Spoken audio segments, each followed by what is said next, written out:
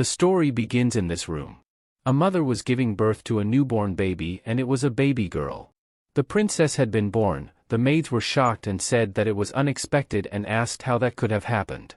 And the mother was really shocked and said that born as a girl in the Bylocian royal family, and the royal family of Bylocian, only boys were supposed to be born. And all of a sudden someone entered the room and said that a useless thing was born, and it was the father. And the maid told the father that the newborn had a mark of Narvidal, and those who were born with that tattoo all died at the age of 21. And the father turned back and left and said that he was not interested in it.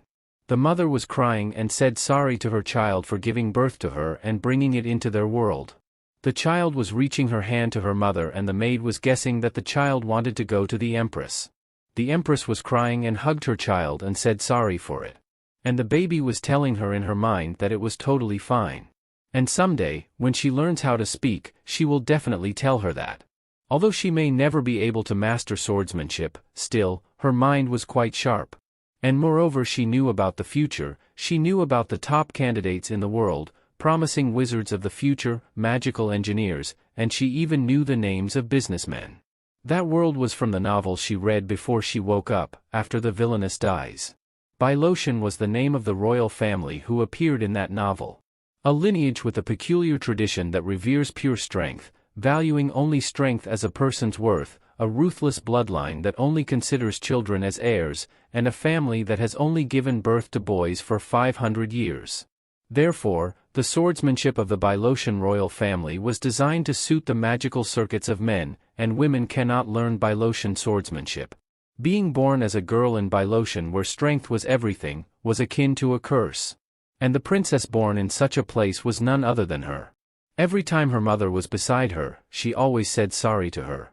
And she always saw that her mother was crying again, and she was saying in her mind that she was okay though. When she first opened her eyes in that world, she was so surprised, wondering if it was a dream. But she figured it out rather quickly, because she had read it 17 times. Isabel in the story was terminally ill from birth, because she was born with the setting of Narvidal's mark from the novel. When all the sand in that little hourglass falls, death comes. In the novel, Isabel died at the age of 21, so at least until she was 21, she can live healthy and happy. After all, for her, whether it was today or tomorrow, it was just adding up to 21 years of life.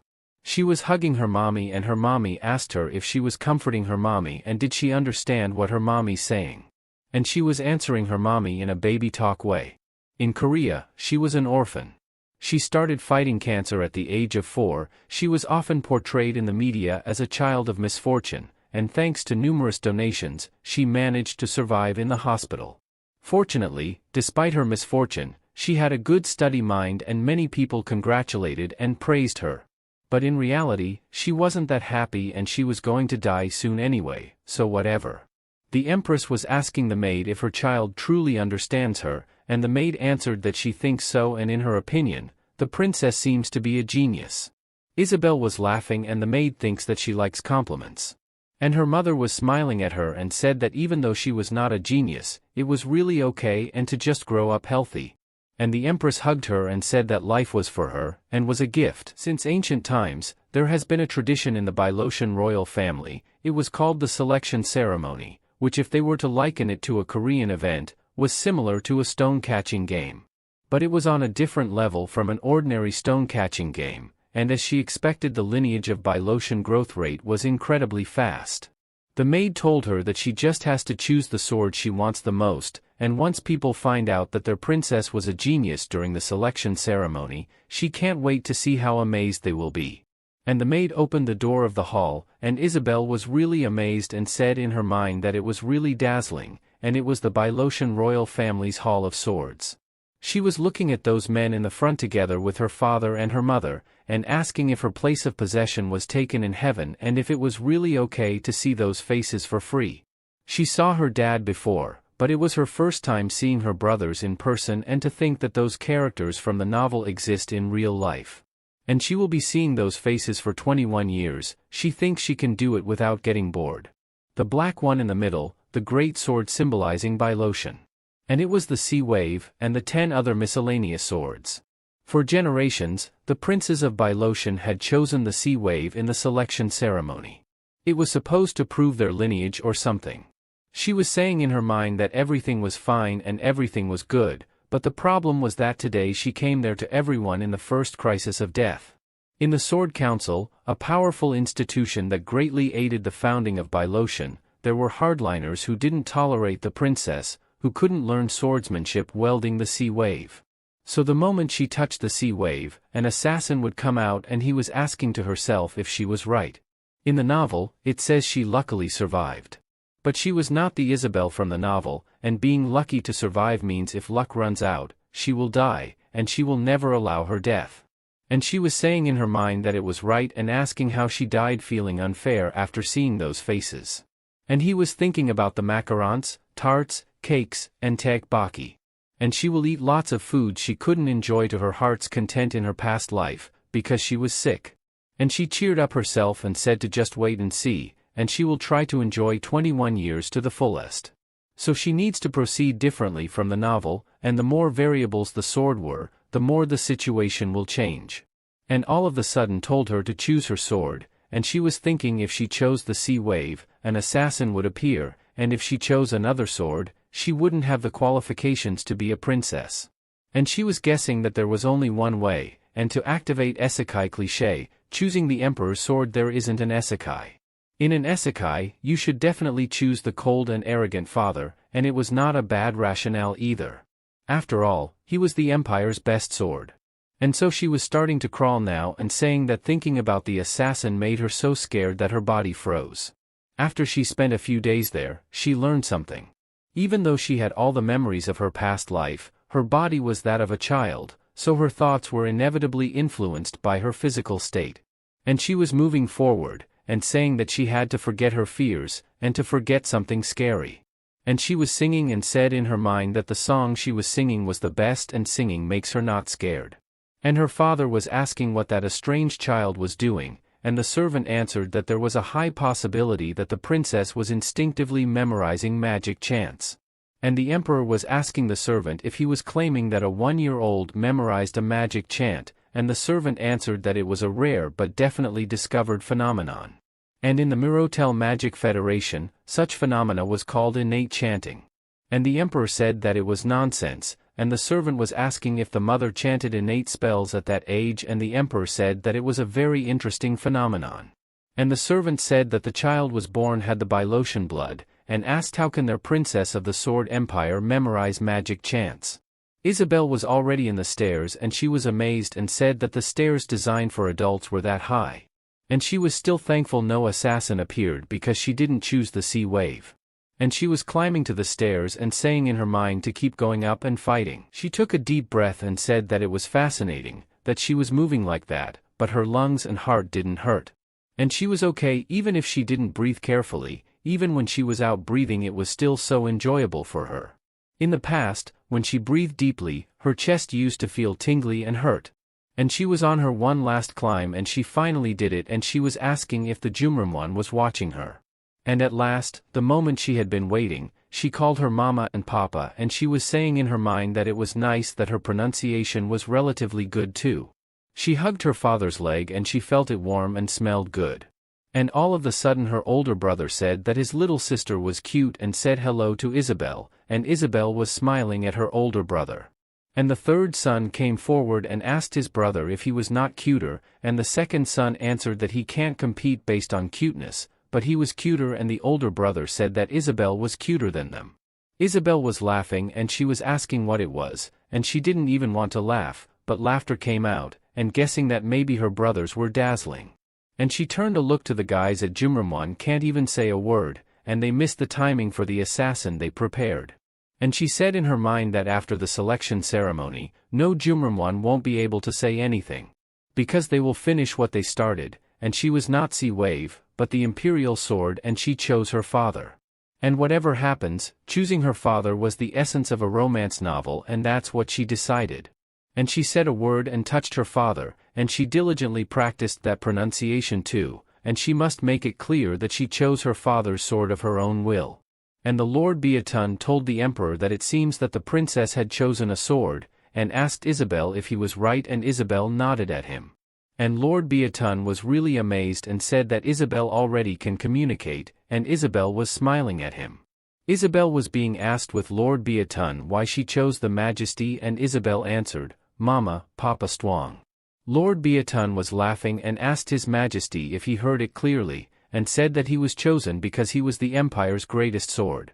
And the Emperor was asking him if he really thinks that he can have a conversation with a child. And Lord Beaton answered that he was right, and the Majesty said that if someone was that forward, they would have been firmly disciplined. And Lord Beaton said that a 1-year-old can communicate, especially if they were intelligent from birth. And the Majesty said that if that was the case, then showed him proof. And Lord Beaton said that if he permits him, he will take responsibility and prove it, and the Majesty permitted him. And so he talked to Isabel and asked if she understood his words clearly, and it seems the Majesty doesn't acknowledge it. And said that since childhood, because the Majesty was so talented, and has a prejudice that if he can't do something, others can't either. And said additionally just because His Majesty couldn't communicate at the age of 1, doesn't mean that the princess can't do it. And Isabel was laughing, saying in her mind that she knew. Her father was a genius from birth, he accomplished everything he set his mind to, and because it was right, he always thought he was right. And ahead of everyone else. And he had quite a bit of pride and stubbornness. And all of a sudden Lord Beaton asked the princess if she would like to try winking her eye like that, and Isabel was winking her other eye, and Lord Beaton told her to try with the other eye, and Isabel winked her eye just like the Lord said. And her mother and older brother were laughing at her. And the Lord said to His Majesty that the princess winked twice and asked if he would acknowledge that as evidence. And Isabel saw that her father was suddenly glaring at her, her father moved and she lost her balance and she was going to fall, but fortunately her father caught her. And the way her father lifted her was so ridiculous, and everyone was watching him. And she felt embarrassed and covered her eyes, and then suddenly her father asked what her name was, and she answered Isabel. And asked again Isabel what his name was, and Isabel answered Ram, and she was being asked if she chose him, and she answered yes. And she was being asked again if she understood all his questions to her, and Isabel answered yes. And she gave Isabel to Lord Beaton and said that the princess had chosen a sword. And the Lord Beaton was being asked which sword did the princess choose, and Lord Beaton answered that Ran Bilotian. And her father said that the swordsmanship Empire's Bilotian, the final sword. And Isabel chose Her Majesty the Emperor, and the secretary will record it. And the selection ceremony ended safely that day, and everyone was clapping. After the selection ceremony, she felt dizzy. The same kind of dizziness she felt every time before losing consciousness in her past life. And she was asking to herself, could it be that she was being punished for changing the original work? And she feels scared. After losing consciousness like that, she feels like she will wake up in the hospital again. A place filled only with the smell of medication, with no mom, no dad, and no one. She hated it, and she doesn't want to faint again, and she doesn't want to be in pain like that again. Somebody said that she was born like that because of a sin committed in war, and she was asking for forgiveness for her sin and said that she was okay with only living until she was 21, and she was really well. And she was thinking about her family and said that she will take care of everyone there too, and she won't even ask to love her, and pleaded to let her live until then. And she suddenly feels warm, and she feels unfamiliar being held by someone. And when she opened her eyes, she saw that her father was holding her and said that it looked like she had finally woken up. She was shocked, and she was staring at her dad, and the Lord was asking her if she was very tired, and said that now that the selection ceremony was over, she can sleep some more. And told her that she did really well today. She was nervous and she couldn't, she had to endure it, and her tears were going to fall. Then she suddenly cried in front of her father and the Lord. The original Bilotian royal family was a bloodthirsty family without blood or tears. Even if they have a baby's body, a crying child can be cast aside and can be abandoned. Her father was looking at her, and the Lord was smiling and amazed. Her father said that she was a noisy child and she was still crying. Tears were pouring out against her will, and they didn't stop, and she was holding tight to her father's suit and said in her mind that she doesn't want to be abandoned again. The Lord said that she seemed quite bothersome and offered to take care of her, and the Highness said that he will do it. And she was mesmerized that babies seem to always look for their mother, and maybe it was all instinct that she misses her mother. And right on time, her father gave her to the Lord and she stopped crying. And the Lord said that it seemed that he was more comfortable to sleep on, and the Majesty told him that probably because his muscles were gone. And the Lord was smiling and said that she will bring back the princess to her room, and the Majesty walked away. He was talking to the princess and said that he was glad she seemed to have a smile on her face. And said additionally that after all, even though she were so cute, if she wouldn't have a smile, she wouldn't be a human, and she would be a monster. Isabel laughed and she said that she likes Lord Beaton, and Lord Beaton was asking if she really does. How could anyone not like him, to think that the other side of such a kind and meticulous person was a former assassin and sword ghost? And Isabel was thinking that that was undoubtedly a mistake by the author. Lord Beaton put Isabel on the crib and he was smiling, staring at her, and said in his mind that Isabel was honest, cute, and so lovely. A few months later, she was happier and a big cute little baby. She sleeps when she is tired, when she opens her eyes, she eats. After eating, she grows up, and creates an endless loop. In the meantime, her vocabulary skills had also grown rapidly. Her mama was hugging her and asking why she was so good at speaking, and the nurse said that Isabel was not just not good at speaking. It said that the way she expressed affection was rich and mature. It was really surprising to her that she was so cute yet had adult-like qualities. Moreover, just a while ago, she showed her how to directly flip over and so on. The mother was laughing and Isabel was laughing too, and her mom and the nurse always observed her with affectionate eyes like that, and she didn't mind their attention. The mother and the nurse were still talking, and the nurse said additionally that they say a child who memorizes magic chants was almost non-existent even in the Mirotel Magic Federation. And the mother was asking if it really was, and the nurse answered that it was. And all of a sudden the two of them were shocked because Isabel was doing some push-ups. And her mother and the nurse were so happy, and Isabel was saying in her mind that she never thought she would be such an attention seeker. She was doing something at 2 years old that some can't even do at 20, and she was asking herself, is it because of the Bilotian physique? The princess could split rocks with a sword at the age of 10, when you think about it that way, it was not as surprising.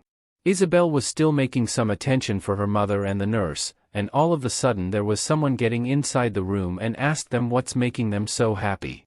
And it was Isabel's dad, after the selection ceremony, hearing her dad's voice after a long time. Her mother stood up and praised the Majesty, and asked if he could please knock on the door before entering the room. The emperor turned back and closed the door, and all of a sudden he knocked on the door, and her empress opened the door for him and asked if her beloved emperor was there. And the emperor said that he knocked this time, and her empress said thank you and I love you. Isabel knew that look of her father, it was shyness. It is said that though her father has never loved his children, her mother loves him very much. Despite being the strongest in the world with his swordsmanship, he was still at the mercy of her mother.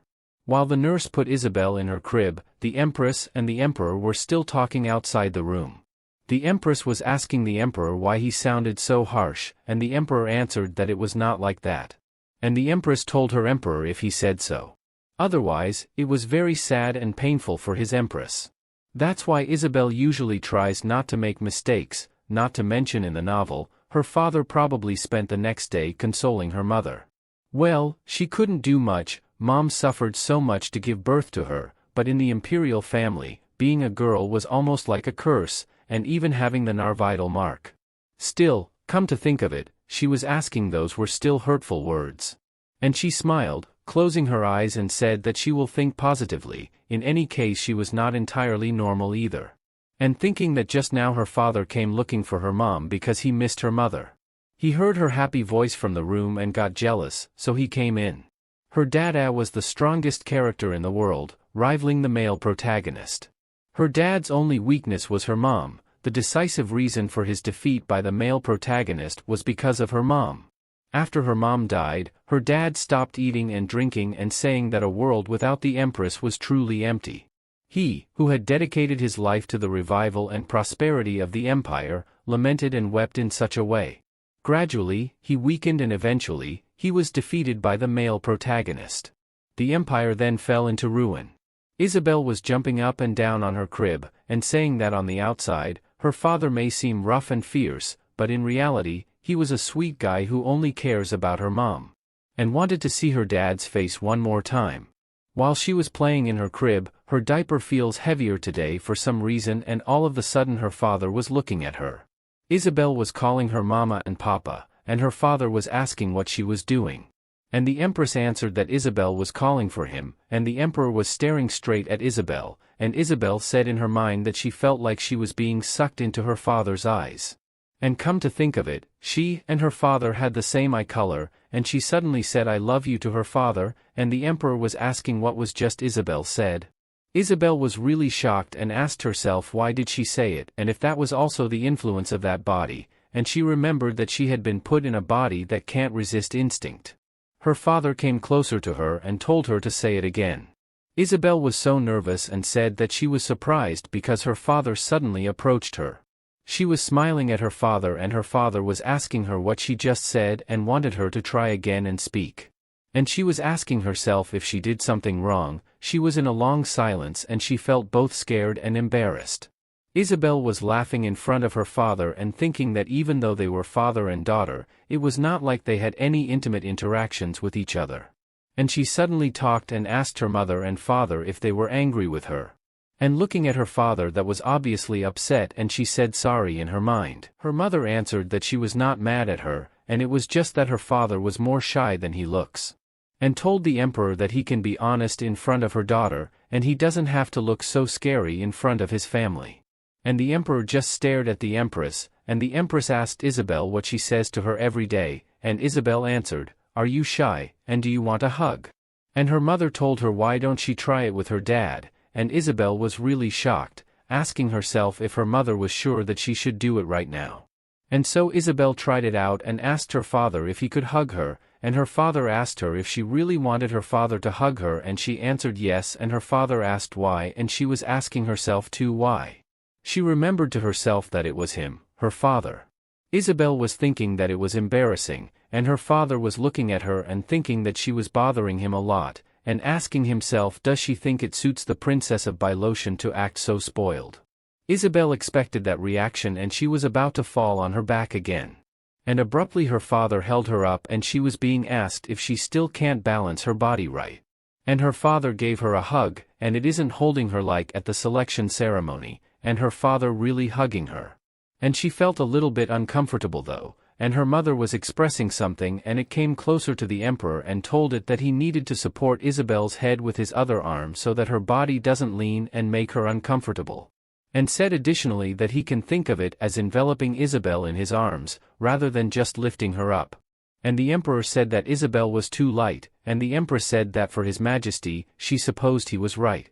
And the Empress said that the other maids in Ruruka said that Isabel was quite heavy and she was sure Isabel was a little bigger than Sermon. And said additionally that they were worried about Sermon because he was their first child, and he was a Bilotion, so his growth was a little slower, and yet Isabel grew so well and she was sure Isabel will grow up so strong. And she came closer to the Emperor and touched Isabel's face and asked if it wasn't that right, and Isabel smiled at her. Isabel can feel their body heat, and she was asking if this is how it feels to be protected by your family.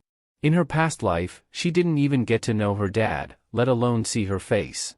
That was because her father abandoned her when she was just a small child. But it was different now. Her mother and father were comforting her and making her happy all the time. Her mommy and daddy had a present for her, and all of a sudden her daddy was speechless and said that he was just thinking about something else. Isabel was asking in her mind what it was and why the atmosphere was like that. Somehow, she feels like she can't breathe. The Empress talked to the Emperor and said that she thought the strongest heart was the one that can cherish precious things the most and love his gentle self. Isabel feels an intense heartbeat to his father, and her daddy was really weak against her mommy. And she was worried her father might explode at that rate, but oh well, she guessed it was okay, and she closed her eyes and felt the moment with her father. She had no intention of interfering with their love life, and she was asking if she should just step back at that point. Since she knows when to interfere and when not to interfere, she will just take a trip to Dreamland. She slept in his father's arms and was with her the whole day. After that day, while the Emperor was walking in the hallway, he said that he felt strange, asking is it because Isabel wasn't born in Bilotion, or is it because she was a child who resembles Serna a lot? He was confused. That child won't be able to learn Bilotion swordsmanship, and weak Bilotion will be weeded out. They will be easily defeated in the succession competition, and naturally fall behind in the war against external forces. Just like everyone else had, she suddenly asked, then what about that child? And can a Bilotian who can't learn swordsmanship truly be called a Bilotian? And asking can they be called the successor, a royal, and they will die at the age of 21. And he was confused about it, and what an irrational and useless distraction it was. And he was thinking that fate was already determined anyway, and his mind was in turmoil. Late at night, the emperor went to Lord Beatun and he said that he wanted a duel. Lord Beatun was really shocked asking that out of dawn.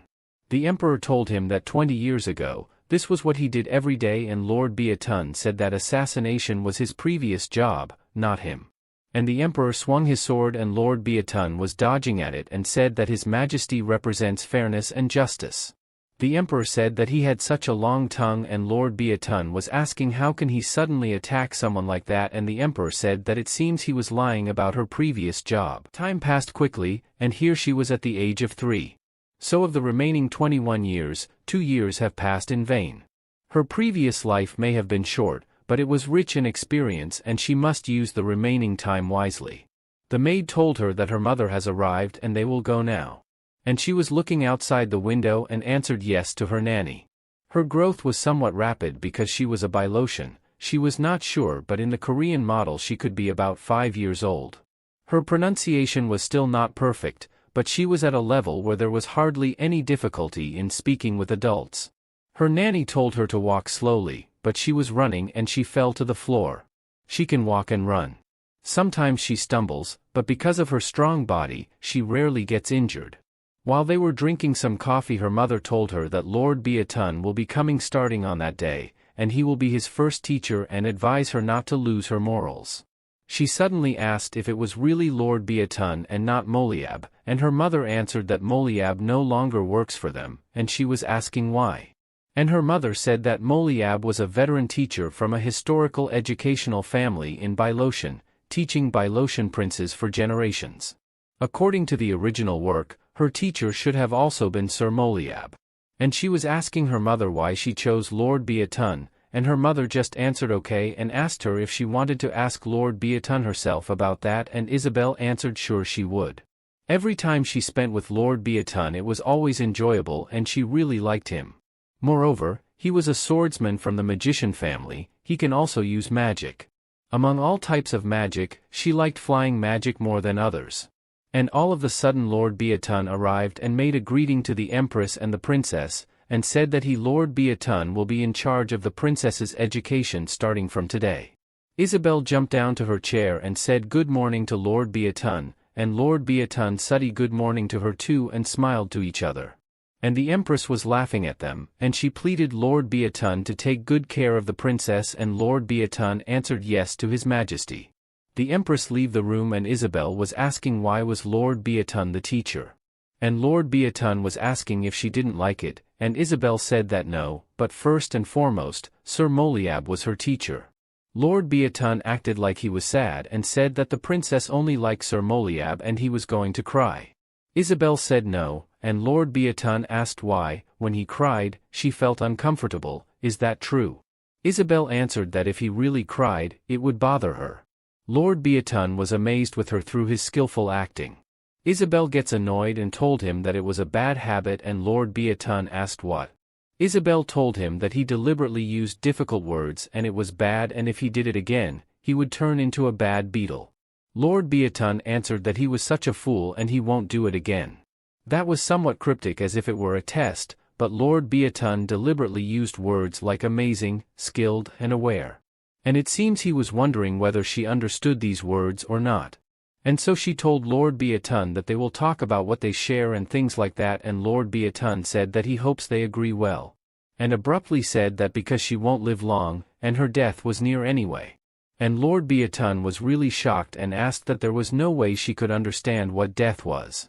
And the maid passed by and Lord Beatun asked who was that neglectful person who dared to speak about the Narvital seal in front of the princess, and the maid was really scared because Lord Beatun was looking at her. And the maid was saying in her mind that she didn't mean it, and Lord Beatun's image suddenly flashed in her memory in the form of the sword devil. Isabel gets angry and says not to bully weak people, and Lord Beatun said that it was a misunderstanding and he was strong for the strong and weak for the weak. Isabel asked why don't he talk to her and why he was angry with her nanny. And Lord Beatun was a little bit shy and said sorry and he was wrong. And Isabel said that however, he didn't make a mistake towards her. And so Lord Beatun said sorry to the maid and the maid said that she was really fine. And Lord Beatun asked if she could forgive him now, and the maid said that she will forgive him, but don't do it again, and Lord Beatun answered yes and he will be careful from now on. And suddenly asked who it was, who told the princess about the Narvital seal, and Isabel said that she heard it from the midwife. And Lord Beatun asked if she heard it from the midwife and did she mean she had heard it since her birth, and Isabel answered yes. Lord Beatun asked Isabel if she remembered that time and Isabel answered yes. And she told Lord Beatun that her mother cried after her birth. Everyone started saying that. And that's why she was born to be useless to her. And she was thinking that getting memories since birth was impossible in reality, and she was asking will Lord Beatun really be convinced with this?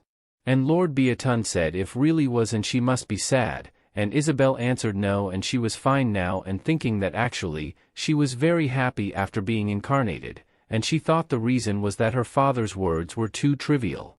And she was reaching her hand to Lord Beatun and Lord Beatun held her hand, and all of the sudden Lord Beatun told her that she had jelly in her hand now.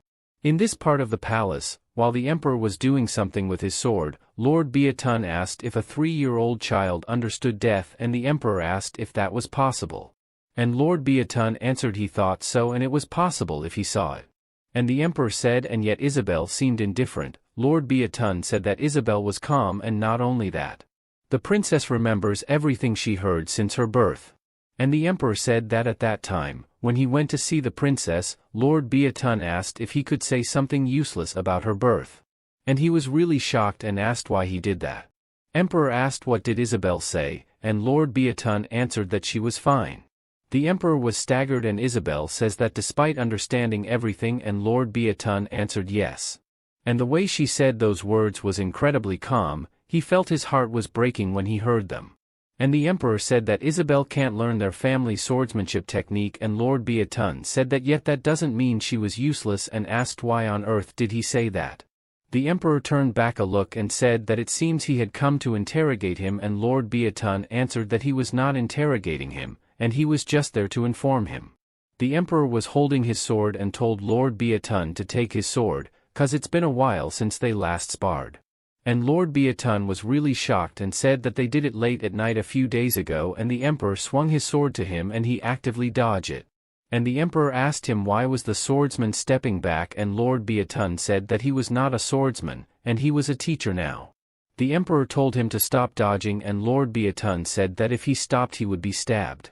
The emperor struck him again and he slid on the floor. The emperor was asking himself if he was upset, and he had a lot of regrets, and told himself that he deserved it. After that day, Lord Beatun, who became his tutor, came to her room every day. Even if she couldn't learn the art of swordsmanship, there were many things she could do.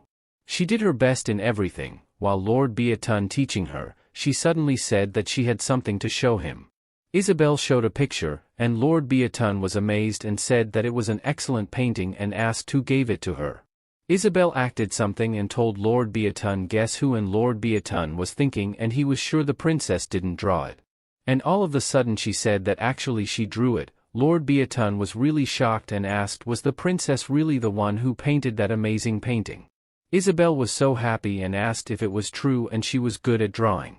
Lord Beatun was thinking that this perfection was as if the spirit of Michelangelo, the artist of the century, was trapped in the princess's body.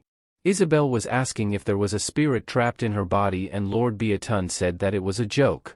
Lord Beatun said that if something strange like that happens, the holy knights will immediately move to subdue that spirit. Isabel asked why Michelangelo was a bad person, and Lord Beatun answered that if there was a spirit that has taken over someone else's body, it would certainly be an evil demonic spirit, and it was called possession.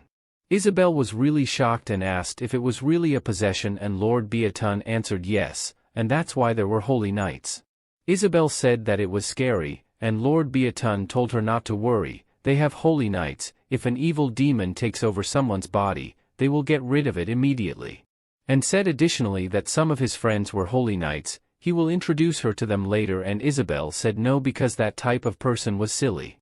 Lord Beaton said that they aren't very busy these days, and Isabel said no, and he can't bother people like them, otherwise they will get angry with him. Lord Beaton was really amazed, and he can't believe she thought that way. How can a 3-year-old child be so promising? And so he told Isabel that no, and she didn't have to feel burdened, because the person she was talking about was the leader of the Holy Knights. And since he has a very high position, it will be easy for him to make time for himself and not to worry. And Isabel was smiling but sweating and nervous and saying in her mind that not to bring him, the leader of the Holy Knights who kills possessed spirits. She didn't want to meet him even in her dreams. And she was thinking about it. When did she start drawing? Since she was little. When she was young, she had a dream of becoming a painter. There were only a few things that could be done in a hospital room, and drawing was one of them. And all of a sudden Lord Beaton asked her if it really was since she was little. Then Isabel realized that her answer was wrong, and made a mistake. No matter who hears it, was not something a 3-year-old would say. And she was asking herself what she should do and how she explained it. And all of a sudden Lord Beaton said that he understood it, and Isabel was so happy because it really did go well. And Lord Beaton was thinking in his mind that yes, even a 3-year-old child had a childhood. Even children had their own childhood years. And the princess thinks she has grown up a lot. And he acted and said that the princess was so cute it made his heart ache. Isabel stepped down on her chair and asked Lord Beaton if it was okay, and things went well, didn't they? And Lord Beaton answered that he was fine. Lord Beaton smiled and asked what he should do when their princess was cute. And all of a sudden Isabel said that she was bored and asked what they should play, and she asked Lord Beaton if they should play ball. After that day, Lord Beaton went to the emperor and showed something. And the emperor was asking what it was, and Lord Beaton answered that it was an abstract painting depicting His Majesty. The emperor gets annoyed and asks Lord Beaton if he was there to throw trash in his face, and Lord Beaton gets annoyed too and says how can he say that about such a wonderful picture. The emperor said that it looks like a dull painting by some fool who claimed to be an artist for a new silver coin. Lord Beaton said that let him say that again. He regretted it a bit this time, but he didn't draw it this time. The emperor asked who, and Lord Beaton answered that it was a picture drawn by a 3-year-old child. But there were some unusual things about that picture.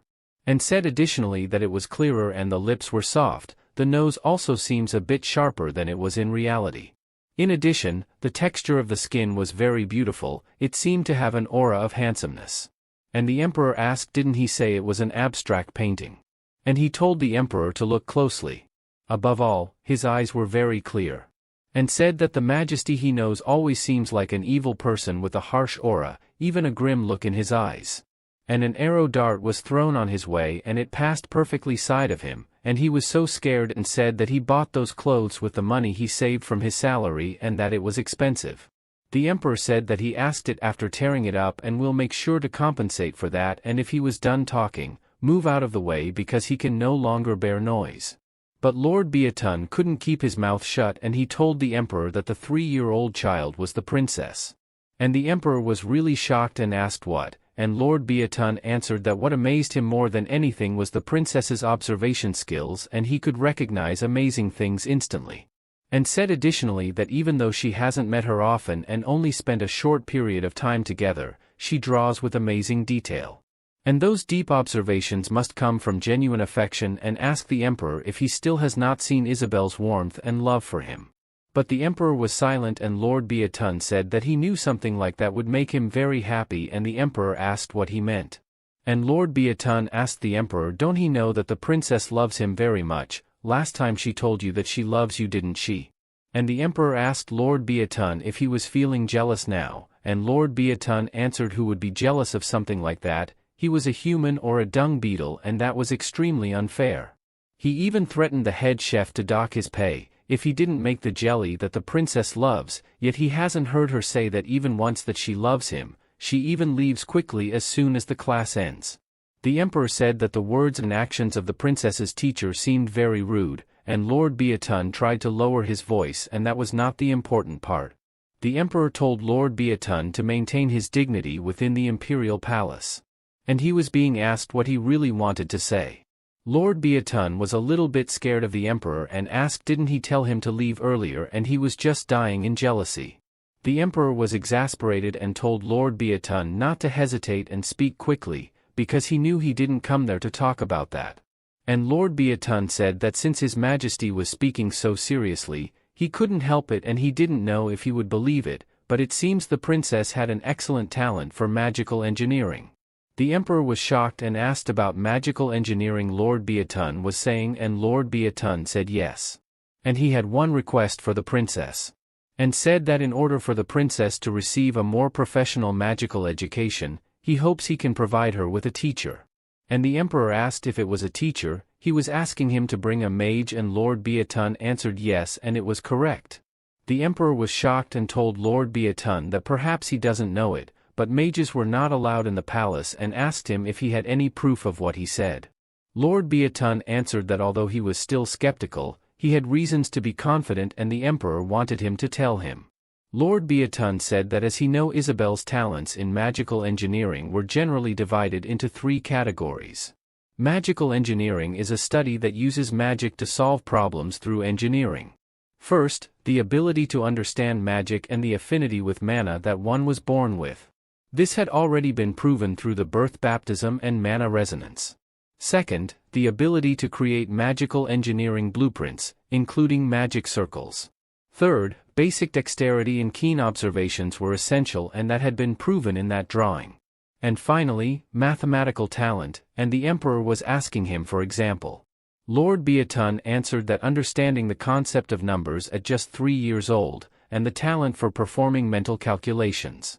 And count the jelly accurately, that was very impressive and given those various aspects, he believes the princess has a natural magical talent. The emperor was still thinking and Lord Beatun smiled and asked His Majesty if it could allow him to find a magic teacher. After 3 months, Isabel and her new teacher were drinking some coffee and she was being asked how she was and she answered that she was fine. Her teacher said that she was glad to hear it.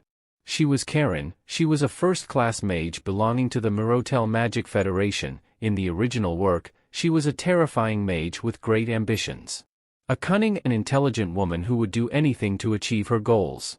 She betrayed her teacher and took his position as Master of Mages, the highest position in the Magic Federation. And she was a meticulous and cunning woman who even deceived her teacher, a psychopath woman. Moreover, despite obtaining the Mirotel Magic Federation, she wanted to create a massive empire that would dominate the entire continent. In the process, she encounters the male protagonist Aaron who becomes the emperor. But the protagonist Aaron, no matter how strong her dark magic was, in the end she couldn't defeat the main character. That's why Aaron defeated her several times, and in a shameful manner, she put the Narvital curse on the heroine. In the end, she left her will to Aaron and closed her eyes. Unfortunately, she doesn't know what happened after that. At that time, everyone was shocked by the heroine's death. But at that moment, another twist appeared, the fact that the heroine herself was a dragon. Not to mention her death, who could have thought she was a dragon? In this world, dragons were the masters of magic, they were known as the creators of all magic. They were the only beings capable of nullifying the Narvital mark. From the beginning, it wasn't possible for an ordinary mage curse to work. After that incident, the heroine sealed her own memories, but she was self-aware as a dragon. The story then says she ate well and lived well, showing various side effects with Aaron. In other words, the male protagonist was the strongest there. It was a tightly woven story that even the strongest female characters can't penetrate.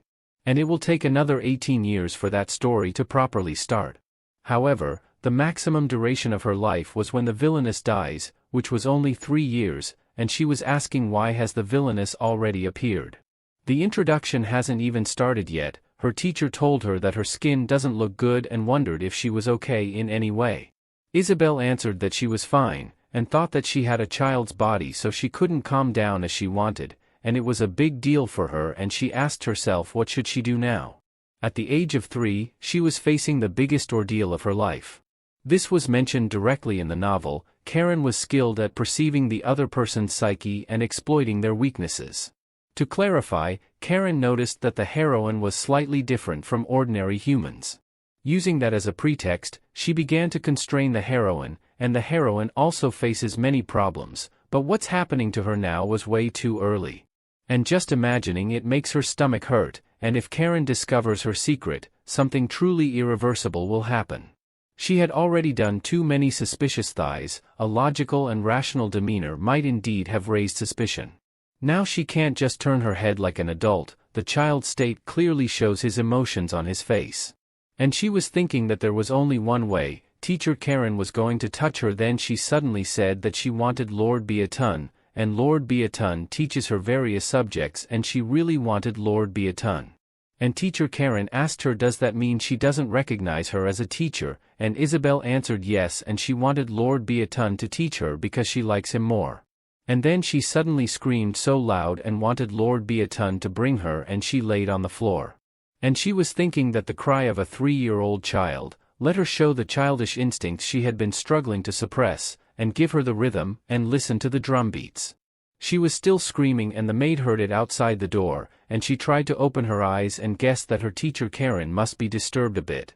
And her teacher was silent and staring at her. Isabel felt scared and Karen was different from her father. And she suddenly stops and holds on for crying and screaming, and thinking that originally, the one who stops Karen was Aaron, the protagonist, isn't it? And for Aaron to wake up, he must first be tortured. The original story revolves around Aaron's awakening, the boy who was severely bullied by the Villainous. The story revolves around him becoming the strongest in the world. And she was asking what got her into that, and if she doesn't care, will the protagonist be awakening? Even if he did, he won't harbor a grudge against their empire, so he will never attack the Bylosian imperial palace. So, if Aaron didn't become emperor, does that mean there won't be a protagonist to stop the other Villainous? The reason Karen confronts Aaron was that Aaron later becomes the emperor of Bylosian. And she was guessing that Karen and Aaron won't have to fight anymore. And she was asking, does that mean that the person who will fight this Villainous was likely to be from their family, and should they leave it like that? Karen's goal was to control the world. Regardless of who becomes emperor, they will clash at some point. So maybe it was safer for her to leave Karen by her side. Originally, the two strongest people in this world were her father and the protagonist, but her father became weak after losing her mother. But if she lives a good life, they won't lose her mother, and then her father won't become weak.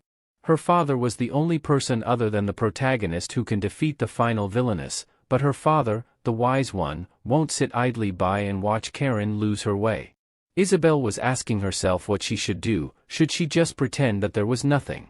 And anyway, it will take 20 years before Karen's catastrophic activities begin. And that time, she won't be in that world, but she had received 21 New Years as a gift. Even if it wasn't something great, she wanted to leave something behind in that world. And her teacher said that if things continue like that, teaching will be difficult. Magic is a study that requires deep and intimate interaction between the teacher and the student. If that doesn't happen first, it will be difficult to move forward, and Isabel said that her teacher was right. And thinking that even in her opinion, the change in the situation was very sudden. And she suddenly thinks that Lord Beaton might be annoyed with her if she was rude to her new teacher. And she suddenly said to her new teacher that it was beautiful and she loved her. And Isabel had decided, if that life was a gift she received, she would use it to protect her family. And she finds it fun. When she thinks about protecting her family, it makes her better at controlling her emotions. She doesn't know how to deal with the villain who is equal to the strongest person in the world, but at least she will try her best. And she told her teacher Karen that she will study hard. The next day, her teacher arrived and knocked on the door and said that she would enter. And so Isabel opened the door for her teacher and closed it after. Isabel acted to her teacher to be quiet and check if anyone was around. Then she showed something to her teacher and her teacher was asking if it was a jelly and Isabel answered that it was and she kept it for her peach flavor. And pleaded to her teacher to accept it from her and she was smiling. Her teacher was just looking at her. Isabel was thinking in her mind that they say if you want to win someone's favor give them a gift first, and her teacher just said that it was time for lesson, and so she will have it after they finish and Isabel said okay. In the past few days, she made her decision. From the beginning, it was impossible to win the heart of the villainous Karen, and she was thinking if that was the case, she would at least let her guard down. Her teacher said to take their seats and she was thinking that fortunately, she was an incredibly cute little child, even when she looked at her. She suddenly raised her hand and told her teacher that she had a question, and asked how old it was. Her teacher was asking if her age, and Isabel answered yes, and she was asked why her name was Karen, when did she start learning magic, what kind of food does she like, and does she like peaches, and she loves sharing. And her teacher answered that she was 22 years old this year, and she heard when she was a child that her name was taken from a flower that bloomed in the village. She started learning magic after meeting her current teacher and maybe since the age of 7. And she doesn't really care about food, but she doesn't like greasy foods. And Isabel was saying in her mind that she can tell just by looking at her, and her aura. And asked who would imagine that this was Villainous. A few days ago, she and her teacher were in the garden and she was being asked if she learned about Narvidal and she answered yes. Later, Karen uses Narvidal's curse to expose the heroine to the danger of death. Although not explained in detail, it was said that a lot of research was done on Narvidal, and there was also information about people being used as experiments. Perhaps the reason she contracted her was to research Narvidal. Her teacher was asking which one was it and she answered the one that kills her when she becomes an adult. And her teacher asked her if she understood what death was, and Isabel answered yes, so she wanted to create many precious memories with those around her so that she would have no regrets later.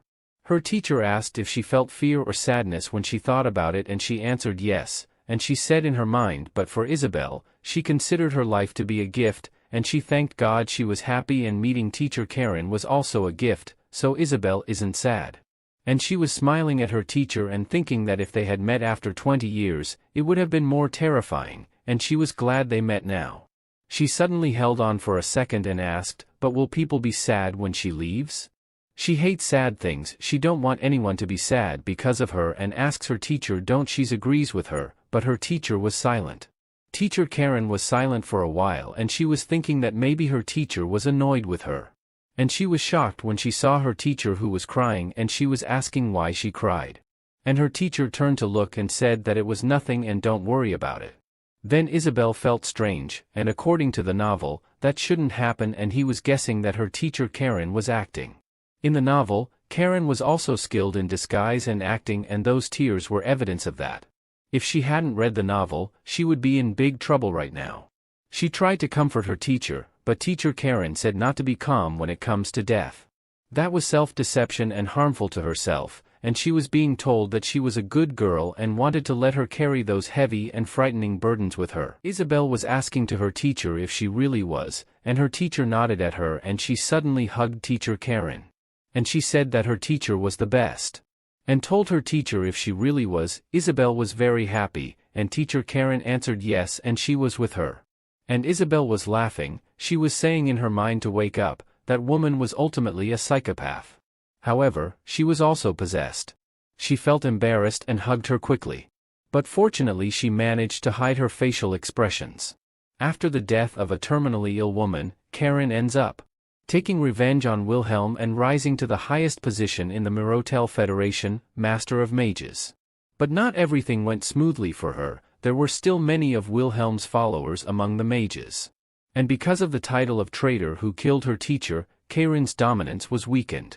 At that time, Karen had one option, which was war. Internal resentment had to be expressed outwardly. Karen expanded her power with her overwhelming magic and gradually, the mages and members of the Magic Federation began to acknowledge her. But they weren't the only ones who changed, freedom she had never felt before. And ironically, the only joyful memories in her life were war and conquests. This became her entire reason for living, and that was the story of the villainous Karen. Teacher Karen and Isabel were in their lesson learning and she was being asked if she understood that part and she answered yes to her teacher. And her teacher said that so in that case, they can proceed seriously, and also said to Isabel that she was still very young, and her basic environmental conditions were different from those children in the Mirotel Federation. And she was planning to teach her slowly, starting with the basic steps. And told her not to worry, it might seem unfamiliar, but magic was not as bad as she thought. 6 months later, teacher Karen was teaching her to just try to feel the mana, and try to focus her mana on that stone on the table. And said that the basic flow of mana was a direct current, and think of a strong, fast, straight current. Isabel was thinking, it had already been 6 months since then.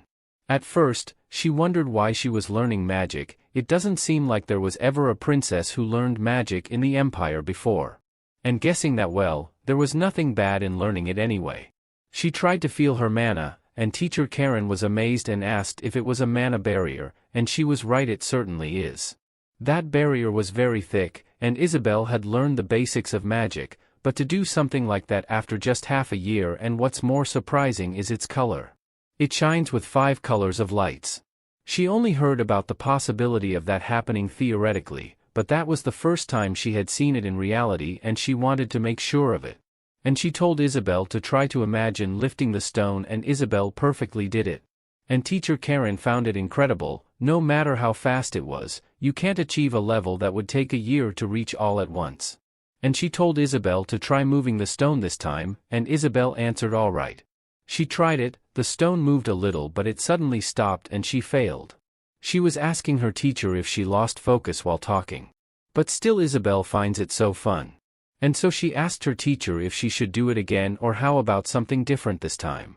But her teacher didn't answer, and she was asking why aren't she saying anything, and her teacher suddenly answered no and nothing. The table almost broke. A disaster would have occurred if she hadn't used shock absorption magic immediately. Although she can't control her power yet, her level of mana was extremely natural. And if she was right, then the princess might be a child born for magic. And she told Isabel that she worked hard on that day, and Isabel was asking if she did it well, and teacher Karen answered that she did quite well. Isabel said that she received praise, and teacher Karen said that she didn't even praise her. Then Isabel was laughing and said that she should praise her next time. And teacher Karen just said that it depends on her and told Isabel to do their best. Before she knew it, she was already 4 years old. And the magic lessons with Karen continued even after that, but somehow, she became stricter and tone became more rigid, and that was awkward for her. She asked her teacher if wizards can fly in the sky when they become wizards, and teacher Isabel answered that they can do it. However, that method isn't preferred much because she will die if she falls. All of a sudden Isabel expresses something and says that she was scared. Karen told her that starting tomorrow, they will begin formal magic lessons, and Isabel answered yes, and she will work hard. And so Karen left, and Isabel took a deep breath and said that it was so closed and she almost got caught. Whenever Karen mentions death, she was scared. Even in the novel, she used such words to warn the prey, and she was glad Karen didn't look at her. In this room Karen was in silence and blinded all the window, and she suddenly laid in her bed and took a deep breath. She hugged the pillow and she was inconsolable and said that Isabel was really cute, and she was asking how the princess was so cute. She was punching the pillow and she was asking to herself, can she put Isabel in her pocket? What if Isabel goes in and becomes even cuter, and how can Isabel be so cute and lovely? She abruptly regained her composure and told herself to calm down, and Lord Beaton was already crazy, so she needed to keep her mind straight. That person was someone who can overlook, even if the princess commits a serious crime. And she had to become a stricter person. Excessive talent at a young age can devour people. Her childhood was full of hardships. Her parents abandoned her in an orphanage at a young age, and she struggled to adapt there because she was timid. For someone like her, that appearance was poison. After she rejected Michael's confession, he started bullying her with a group. No one could oppose that boy, who was bigger and stronger than his peers.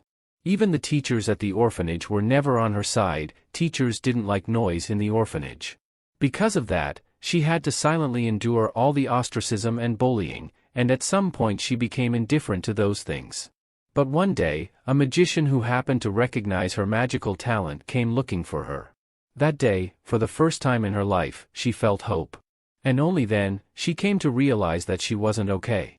The person who adopted her was Wilhelm, the chief magician of the Mirotel Magic Federation. At that time, she was captivated by some vague hope. Perhaps now she can be happy. But even there, the nightmares didn't end. Wilhelm, who was known as an angel to the world, was a madman with 2 faces. He was just a nasty beast in human form. Everything was fine, it didn't matter. She gave up on everything. If he taught her magic, she learnt magic, and if he ordered her to do something, she did it. She had to think of herself as just a living doll, but since living things can never be dolls, revenge started growing in her heart at some point. She had to get stronger. There was no burning rage. She just calmly decided to live for revenge. After that day, she devoted herself even more to practicing magic. So when she turned 20, she achieved the honor of being the youngest grade 1 magician. 2 years later, she heard rumors that the princess of the empire was looking for a magic teacher. At that time, her interest was in Narvidal, the god of death. Narvidal. If one can wield the power of gods, surely they can seek revenge on Wilhelm. And a child with Narvidal's mark could be helpful in her research, that's what she thought. Until she met the princess, for the first time, someone asked about her. The way she freely shares her treasures, she also felt that it was lovely. Even though she knew she would die at 21, she said she was living as a gift, and among those gifts she was there too. And she was asking herself if she had ever been that kind of person to someone. After meeting the princess, all of that was new to her. So she wanted to tell her, she shouldn't be so calm. And it was natural for people to want to live. At that moment, she saw herself in the princess. Because that calmness was something that existed within her as well. So she wants to tell her too, the princess's heavy burden, she wants to carry it together. And she requested an audience with His Majesty, the Emperor. She was talking to the Emperor and she said that starting tomorrow, Isabel will be doing serious magic training. And the Emperor asked if really, and Karen said that Isabel will become quite a skilled wizard. Since she has Bilotian blood, it won't be anything new. And Karen's thoughts were short. On the outside, the Emperor was known to be indifferent to the only princess. It might be a natural rumor since one can't properly learn Bilotian Empire swordsmanship. But somehow, something feels different, and she was thinking that it could be the Emperor was feeling proud of Isabel. She told the Emperor that there might be some expenses involved in magic training, and the Emperor said that for such trivial matters, consult with Beatun and do it at her discretion. And Karen was thinking Lord Beatun, asking with that aid. And she was asking to the Emperor, can she understand that as meaning, that it doesn't matter how much she spend on things like that. And the Emperor said that he don't remember saying that. Even if it's never been said, the Emperor surely knows that the aid was devoted to the princess.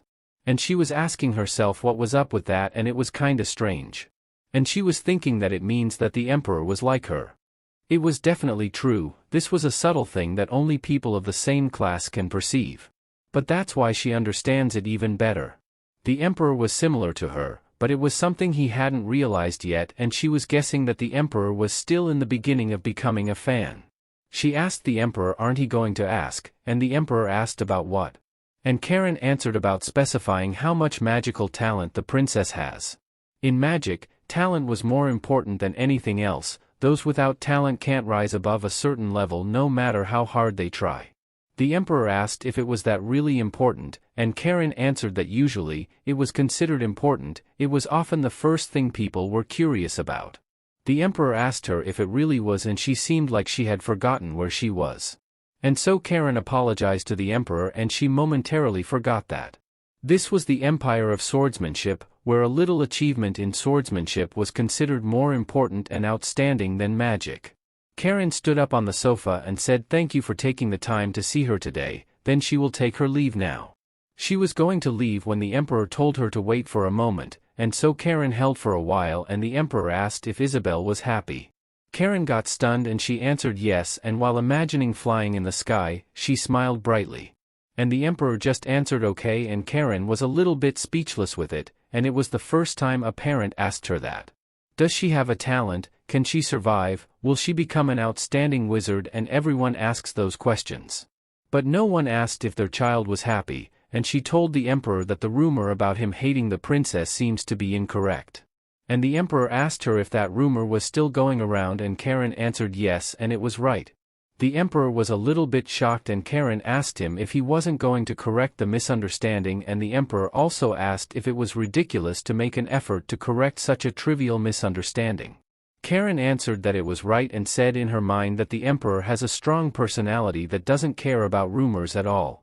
And she suddenly told the Emperor that the conversation had become quite long, so she shall indeed take her leave now. And told the Emperor may honor shine upon the righteous blade. The Emperor was pressing her hand on the chair, and all of a sudden there was a big noise inside his room, and those guards outside were really surprised hearing that noise inside. A few days later, the imperial capital, Seoul. To celebrate the upcoming Emperor's birthday, envoys from various factions gathered. Countless people flocked to Seoul. The Empress and the Emperor were talking and the Empress told him that no matter how much they talked to him, he shouldn't show even a bit of annoyance. Anyway, this was an important diplomatic event. And the Emperor answered that he understood, and the Empress asked him if it was a promise and the Emperor nodded his head. The Emperor was saying in his mind that it was boring and he can't believe that boring banquet will last for a week. And all of a sudden someone came over to them and introduced his son who came of age that year, and the boy greeted them and said that he saw the Majesty the Emperor and the Empress. The Emperor said in his mind that he would rather swing a sword one more time than attend it. Behind him a group of women talked about him and said that it seemed like there was really a glow on His Majesty's face and asked how someone could look like that.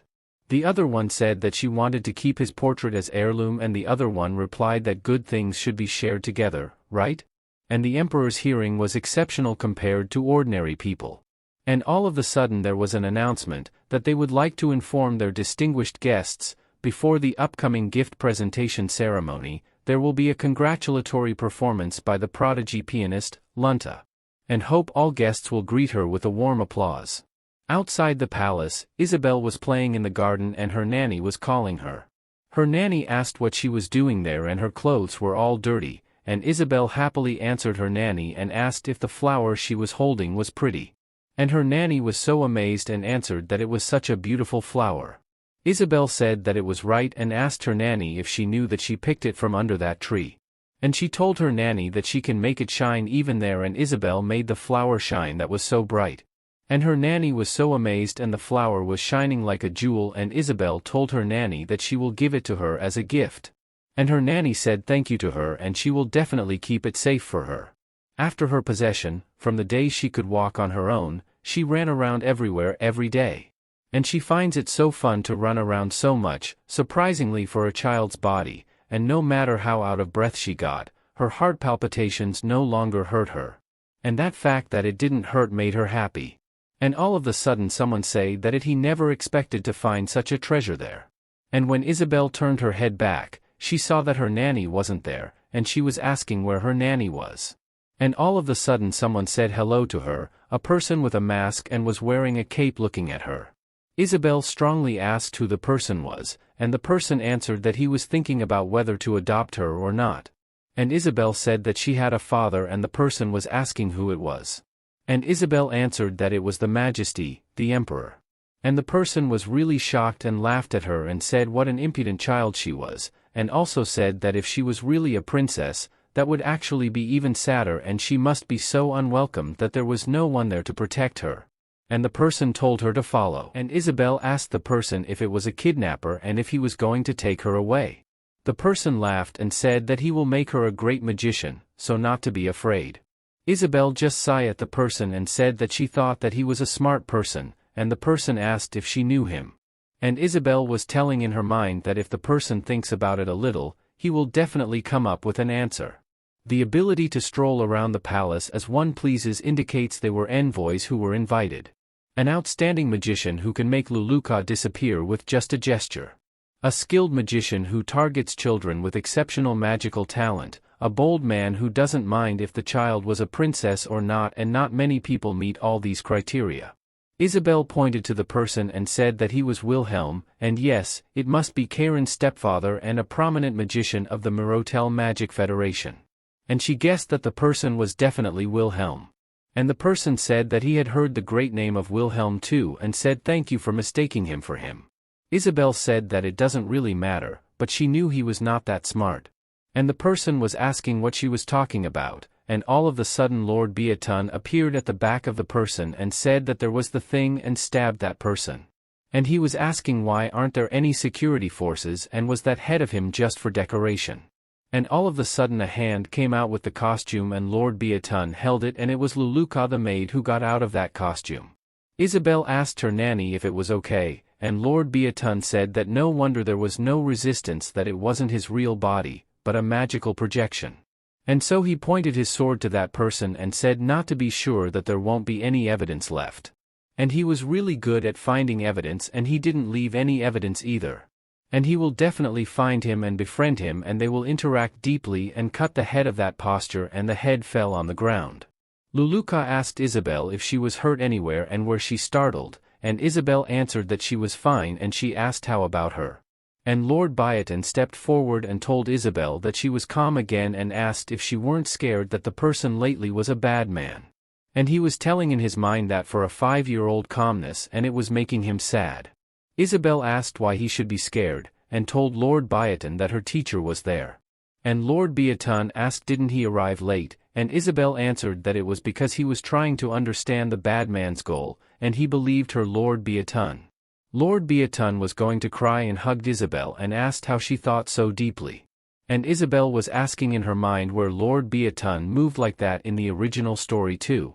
And she asked Lord Biotin what was the point of speaking beautifully while swinging his sword so fiercely. And Lord Biotin answered that can't be true, he was a very gentle and kind teacher and what she was saying was a lie. And he was just sad that she thought like that, and Isabel told him that it was a tear of sorrow. But he was cool and he was the best and hugged Lord Biotin happily. Then she suddenly asked if that bad man was Wilhelm, and Lord Biotin was thinking that the guy dared to attempt to kidnap the princess from the imperial palace of Bilotion. And Lord Biotin told Isabel that he will find who the man was, because she really likes making friends, then he will go on patrol for a bit and he had called the knights, so the place should be safe. And Isabel answered yes and she got it. And she laughed and asked in her mind that they shall go and play again. One good thing about being in a baby's body was, when you play, you quickly forget things like what happened earlier. And she sat down and said that it doesn't matter, and she was holding something and her nanny asked what it was. Isabel answered that it was a flower ring and it was for her dad, and her nanny said that her dad was at the banquet right now. And she told her nanny not to worry because it was the day when she gave her dad a gift. They get inside the palace and Luluka the maid told her that they will soon arrive at the main hall of the grand banquet. Isabel was so happy, and all of a sudden the 2 knights of the front door said that they shouldn't come there. And she was thinking in her mind that it looked like the knights didn't recognize who she was. And in that case, she told the knights how cruel they were and wanted them to get out of her way and said that she was Isabel. And she was looking at those bewildered faces, and asked did they get flustered by her charismatic entrance. One of the knights asked if it was a prank and Isabel closed her eyes and thought about what the knight was asking about. The knight said that she shouldn't just impersonate the princess like that and she will get a scary punishment if she does, and then they laughed at her. Isabel was asking herself why don't they believe that she was the princess, and thinking that it was not like she was well known, and she looked like that. And so she told her nanny to put her down, and she stood in front of the knights and pleaded to state their name and affiliation. The knights were a little bit speechless and asked if she was serious about it. The knight with green hair said that she was young, so it was understandable, but she can't do that there, and told the nanny to quickly take the young lady back. Isabel asked is it a Bilotian custom to ignore the princess when she speaks, and the guards were shocked and turned to look to Isabel at their back, and Isabel said that she was asking for their affiliation and name. And said that a knight responsible for the palace banquet hall doesn't even recognize the face of royalty. And told the knights if they didn't know her face, the proper procedure was to report to their superior and verify first, and she won't forgive this. The knights were a little bit frightened and shocked, and with this Isabel showed enough of herself as the princess. There were many eyes watching there. Every move she makes will affect her reputation, so she must speak clearly and decisively. Inside the banquet a man announces to commemorate the day, showing a gift created by a Muriel, the founding mage of their Mirotel Federation, who personally infused it with mana.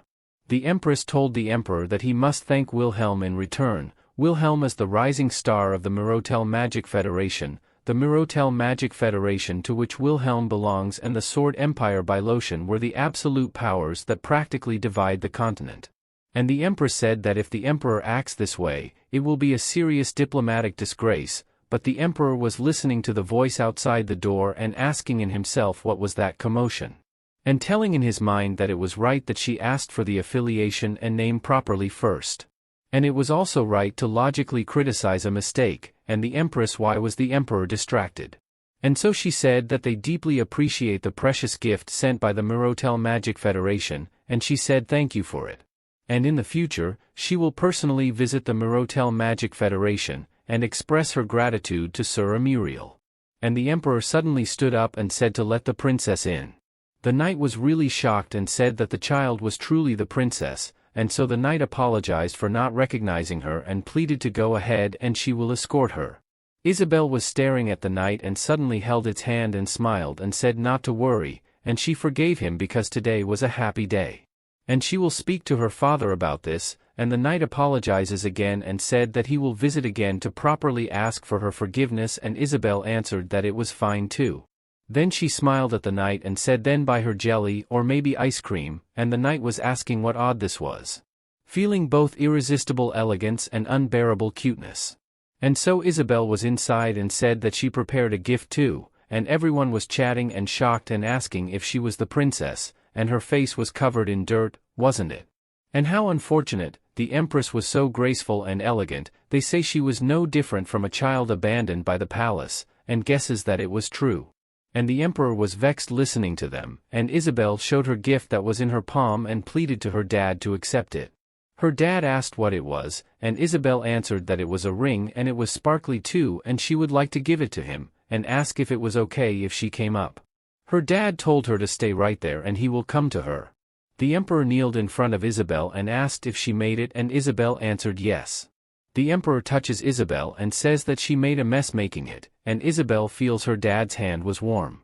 And telling in her mind that it was a bit embarrassing, but she doesn't have much time left and she wants to be honest with those emotions and feelings right now. And so she wore the ring on her father's finger and happily said that she was glad her dad was there, and her father replied that her gift was well received. At this room the empress and the emperor were lying on their bed, and asked the emperor if he knew that his majesty's action at the banquet became a huge issue.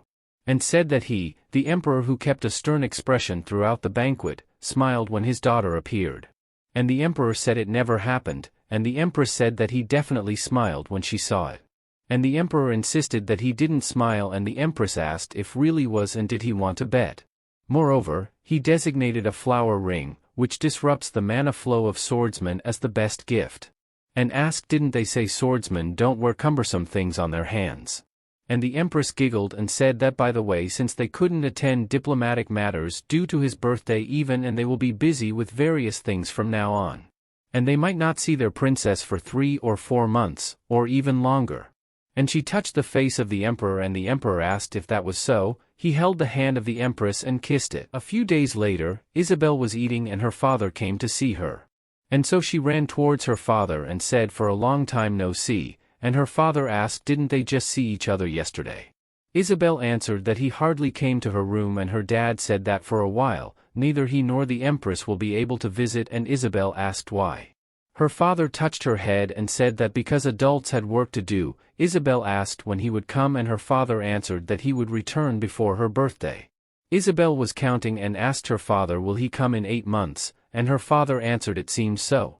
And she told her father that she hoped he would come soon, and the emperor asked why, and Isabel answered because she will miss him. She said to her father that he will wait for him, and her father asked if she really wanted to see him that much, and Isabel answered yes, very much, and she will be waiting eagerly. The emperor reached her hand to Isabel, but he pulled himself back, and Isabel was asking in her mind where her father was just about to hug her. And her father reached his hand to her and said that then he will make sure to come quickly, and Isabel asked if it was a promise. And her father answered yes, especially for her, and kissed her forehead. Lord Biotin was walking then he saw the majesty, and he asked what did the princess say, and the emperor answered that Isabel wanted him to come quickly, she misses him, she will wait there and she will be waiting eagerly. Lord Biotin was really shocked and said that he was so jealous and asked how he could handle that defeat. And the emperor said that he had never considered him a rival, and Lord Biotin said that it hurts his pride even more. The emperor told him that he wasn't that bothered when he lost in swordsmanship, and Lord Biotin said that it was not the same thing.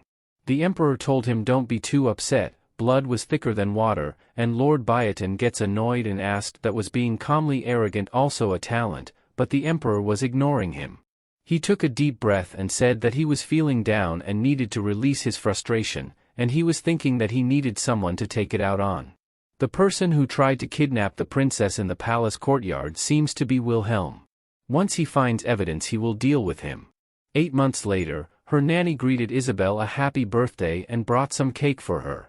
8 months have already passed since her father's birthday, and she was celebrating her 5th birthday. 5 years out of 21 had passed. In the body of Bilotian, she had grown quickly. She can almost say what she thinks exactly as it was, and she was much more accustomed to using her body. Except for the fact that her days were gradually decreasing, everything was good. She asked her nanny if there was no news of father and mother returning to the palace today, right? And her nanny answered yes, and Isabel said it can't be helped, they were busy. Her nanny said that she will celebrate for both of them. Today, they will enjoy the last remaining birthday together. Isabel said thank you, but she was really a blessed child. It was already 11:55 p.m. Now there are only 5 minutes left until her birthday ends. Her nanny asked shall they light the candles now, and she answered yes, and they will do it.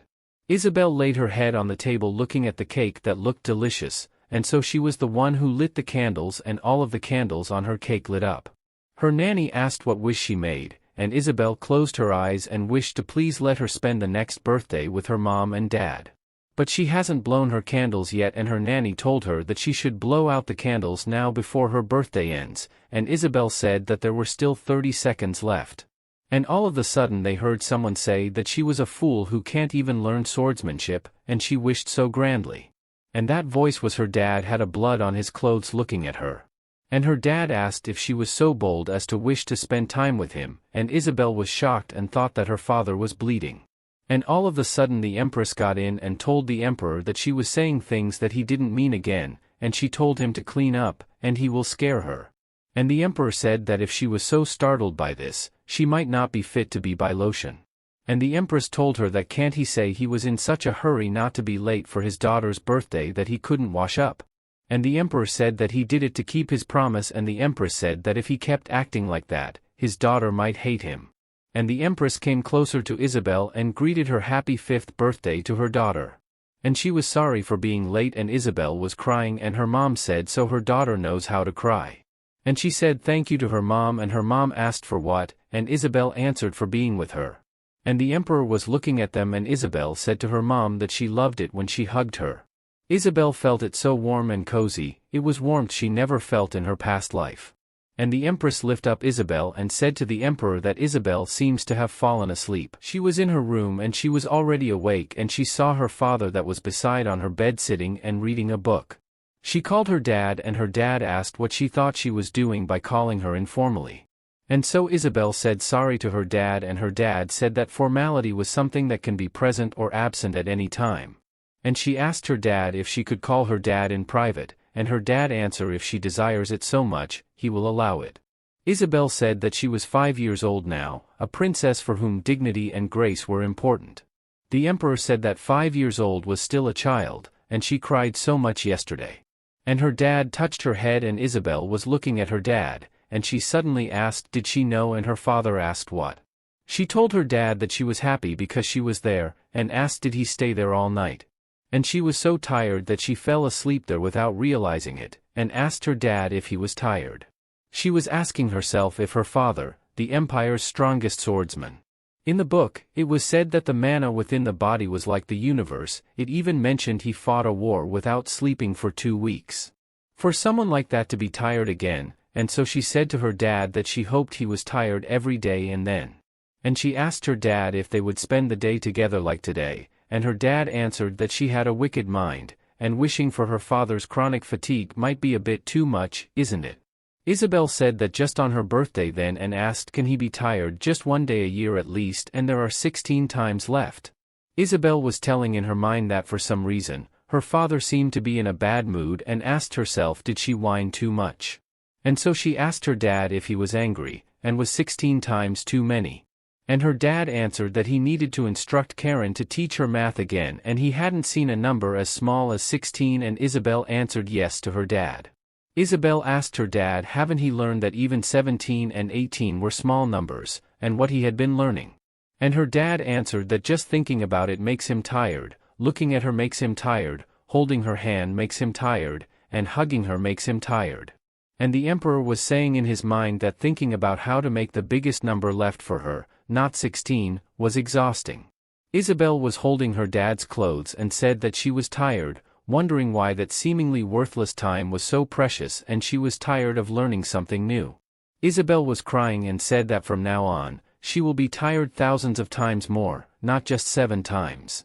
And she suddenly called her dad, and her dad told her to speak. And she said that she miscalculated, and it was 6 times. In her past life, she was admitted to Korea University through the essay examination for mathematics. And her dad touched her chick and told her that she was smart and the remaining time was in his inner thoughts. And she suddenly asked where her mom was and her dad answered that she left early for a financial meeting with Duke Rothschild. And she asked her dad if it was going somewhere and the emperor answered that he was and Isabel asked where he was going. Her dad reached out his hand to her and said that he was going to Arena Palace, because today was the day she will move, so he will escort her. Isabel asked really that he was escorting her and her dad told her don't make him say it twice, it was something he disliked. Isabel said that she was so happy. Arena Palace was where the children of the imperial family lived. Young royals stay in the detached palace until they turn 5, then move to Arena Palace. Entering the Arena Palace was usually seen as the start of political life, but she was just looking forward to seeing her brother. She still can't forget their graceful appearance during the selection ceremony. But currently, only the 3rd prince, Michael, resides in the palace. And other princes were away due to their respective duties and successor training.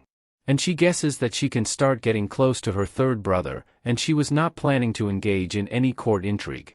And her dad asked what she was thinking so much and they will go quickly and she answered yes to her dad. Thus, for the first time in the 500-year history of Bilotion, she headed to the Arena Palace, escorted by the emperor. They arrived at the Arena Palace and a woman greeted them and the emperor called the woman named Delsa and said that it had been a while. And she was the chief steward of the palace, Delsa. She asked did the majesty personally escort her, and Isabel said hello and said that her name was Isabel, she was 5 years old and a princess. And he bowed down to Delsa and Delsa said that she doesn't need to bow to her like that and Isabel asked why not and Delsa answered because she was the chief steward, and she was a princess. Isabel said that it was strange she did call her chief steward and she saved her father on the Hill of the Sick 10 years ago, didn't she? And Sir Delsa asked her if she knew about that. Back then, Sir Delsa threw herself to save her father who was in a crisis, slaying 37 enemies and receiving the Silver Star Medal. And she told Sir Delsa that she heard she refused the medal ceremony to honor her father, and she simply treated her with the respect she deserved. Sir Delsa was an exceptional swordswoman who commanded one of the strongest sword brigades, the Black Whale. After saving her father, she sustained serious injuries and took on the role of chief steward. And Sir Delsa told Isabel that it was a long time ago, even before she was not born, and Isabel said that she believes that honor does not fade with time. And as a princess, she wanted to honor her dedication, but it was the Arena Palace, and she was currently the chief steward, so from now on, she will address her as the chief steward. And said additionally that she looks forward to working with her. Sir Delsa was a little bit shocked and thinking in her mind that she thought the bad rumors surrounding the princess were just rumors. And the princess is usually precocious for a 5-year-old and possesses an extremely regal demeanor. And the emperor said that he must attend a national meeting, so he will be going and pleaded to Sir Delsa to take care of her daughter, and Sir Delsa answered not to worry. Isabel happily said goodbye to her father and Sir Delsa was telling in her mind that this was unlike His Majesty to personally escort her and refer to her as daughter rather than princess. And thinking that this could become His Majesty's weakness if he was not careful, and they must be cautious. And all of a sudden there was someone who stepped up and jumped down from the terrace. And said that the competitor finally showed up, and he was the 3rd prince. Isabel was shocked and Sir Delsa too, and Sir Delsa said how many times he told him not to jump down from the upper floor. And Michael the 3rd prince asked why not, and Sir Delsa answered because it goes against the dignity of a prince. And Michael said that Sir Lancer said, as long as he was good with a sword, nothing else matters. Lancer was the husband of Chief Steward Delsa and one of the prince's sword instructors. And Sir Delsa said that Lancer was scheduled to be executed today and Michael was happy and said that he wanted to watch it and Sir Delsa told him that he can't. And Isabel come to think of it, Michael looks no different from her, Bilotion's body grows quickly, so at 9 years old, he should look like he was in his early teens. And she was asking herself, is Michael mine too childlike for his body to keep up? And she suddenly told Michael that it looked cute as always and Michael was shocked and asked does she know him? Isabel answered her brother that they met at the selection ceremony, and Michael asked does she remember that. Isabel answered yes, and she even remembered what he said, and he said while looking at her that, "Brother, aren't he cuter?" But she was cuter, and he definitely said that. Michael told her to be honest, she was lying, isn't she, and wanted Isabel to show some proof. Isabel answered that she didn't have proof, but he definitely said that. Sir Delsa said in her mind that if Isabel keeps saying that, the third prince will surely become more stubborn. Michael asked Isabel why she was so brazen without proof, and Isabel answered because she was not lying. And abruptly Isabel asked her brother if honestly, he don't remember what he said because he had no thoughts at that moment, and asked if she was right. And Michael asked how did she know, and Sir Delsa answered that he had the look of someone who doesn't know. And Isabel suddenly said that her brother was very strong, right? And Michael answered of course he was, and Isabel said that she learned that strong people acknowledge that they don't remember their past. And she told her Michael that it was a strong and cool brother. And Michael asked Isabel if really he was a cool brother, and Isabel answered yes he was, and he was cute rather than cool. Michael smiled and said that then he will introduce her to his friend next time. And Sir Delsa, thinking in her mind how interesting it was, the third prince, who always argued during conversations, was being so compliant. And she was asking herself what kind of princess Isabel was. A few days have passed since she moved into the Arena Palace, but other than changing her residence, her daily life hasn't changed much. And in her routine a special teacher was added. He was Sir Lancer, the Bilotian swordsmanship instructor, and said to her that anyway, she cannot learn Bilotian swordsmanship. And as a Bilotian princess, she cannot learn any other swordsmanship, and Isabel asked what she should do, and Sir Lancer happily answered that they shall play house. And he didn't notice that Sir Delsa was on his back and asked what playhouse he was talking about. And he was really shocked, and Sir Delsa asked what he was doing, and aren't they supposed to be having a swordsmanship lesson right now? Sir Lancer was going to say something, and he just called Delsa as his wife, and Sir Delsa got vexed and pleaded to address her properly, and they were working. Sir Lancer answered yes to Sir Delsa, and Isabel found it so scary. And Sir Delsa asked Sir Lancer if he knew what time it was, and isn't the time for Prince Michael's swordsmanship lesson. Sir Lancer was really shocked and looked at him losing track of time, and so he answered to Sir Delsa that he was just about to head there, and Sir Delsa asked he was, and he answered yes he is, and Sir Delsa asked if really, and Sir Lancer answered yes. Isabel was just standing and telling in her mind that it was really intense, and all of the sudden Prince Michael called Sir Lancer and said that he haven't forgotten any of his swordsmanship lessons with Sir Lancer, and there were reasons for everything. He was running and said that he didn't do it because he wanted to be late. And Sir Delsa thinking and said that they were both saying they forgot the lesson. And Prince Michael said that the guy at his back kept bothering him, so he couldn't help but be late for the lesson, and he swore that he didn't forget. And he told Isabel that it was great, he said he would introduce his friend, didn't he, and this guy fearlessly took on a lion. Isabel was staggered and said that she saw it in a documentary, and she didn't know then that the animal would completely change her life. No manners but a cute friend, and she was asking if it was that honey badger, and she felt some strangely intricate manna. Prince Michael said that it was fighting 5 lions, one of 5, and Isabel was really shocked, and Sir Lancer asked where he was talking about that tiny thing on his back. And Prince Michael answered yes, the lions were ganging up on it unfairly, so he helped out a bit. Isabel laughed and said that this world really makes her realize it was a fantasy world all over again. And Prince Michael said that he could have been on time, but he was a bit late because he saved a poor animal friend in danger. Considering he was late due to chivalry, he pleaded to Sir Lancer to understand his situation. Sir Lancer was amazed, he demonstrated the chivalry he always emphasized, that deserves praise, not reprimand. And now Isabel saw it and was asking if Lancer and Michael were watching the head steward Delsa. Thinking that the real power in this palace definitely Sir Delsa the steward. And if that was the case she needed to make a cute impression on head steward Delsa. And abruptly she told Sir Delsa that she was hungry and asked if they could eat together. In this room teacher Karen and Isabel were doing their lesson, and she was staring at teacher and said that something suspicious, Karen strangely attentive to her, and she must have some ulterior motive. Thinking that Karen might be collecting the mana in her breath for Narvital research, but still Karen's magic skills were real. And she suddenly raised her hand and said that she had a question, and Karen answered go ahead. She asked Teacher Karen if she knew honey badgers and Teacher Karen answered yes she did. Isabel asked if honey badgers have a distortion of intricate mana and Teacher Karen answered that it was rare but possible. Usually, it happens when they eat a mana-infused magic stone. Fearless animals like honey badgers tend to eat anything. Isabel asked Teacher Karen if she could use that distortion for something. Karen was looking at her and said in her mind that it was magical intuition. Very rarely, there was a certain magical flow.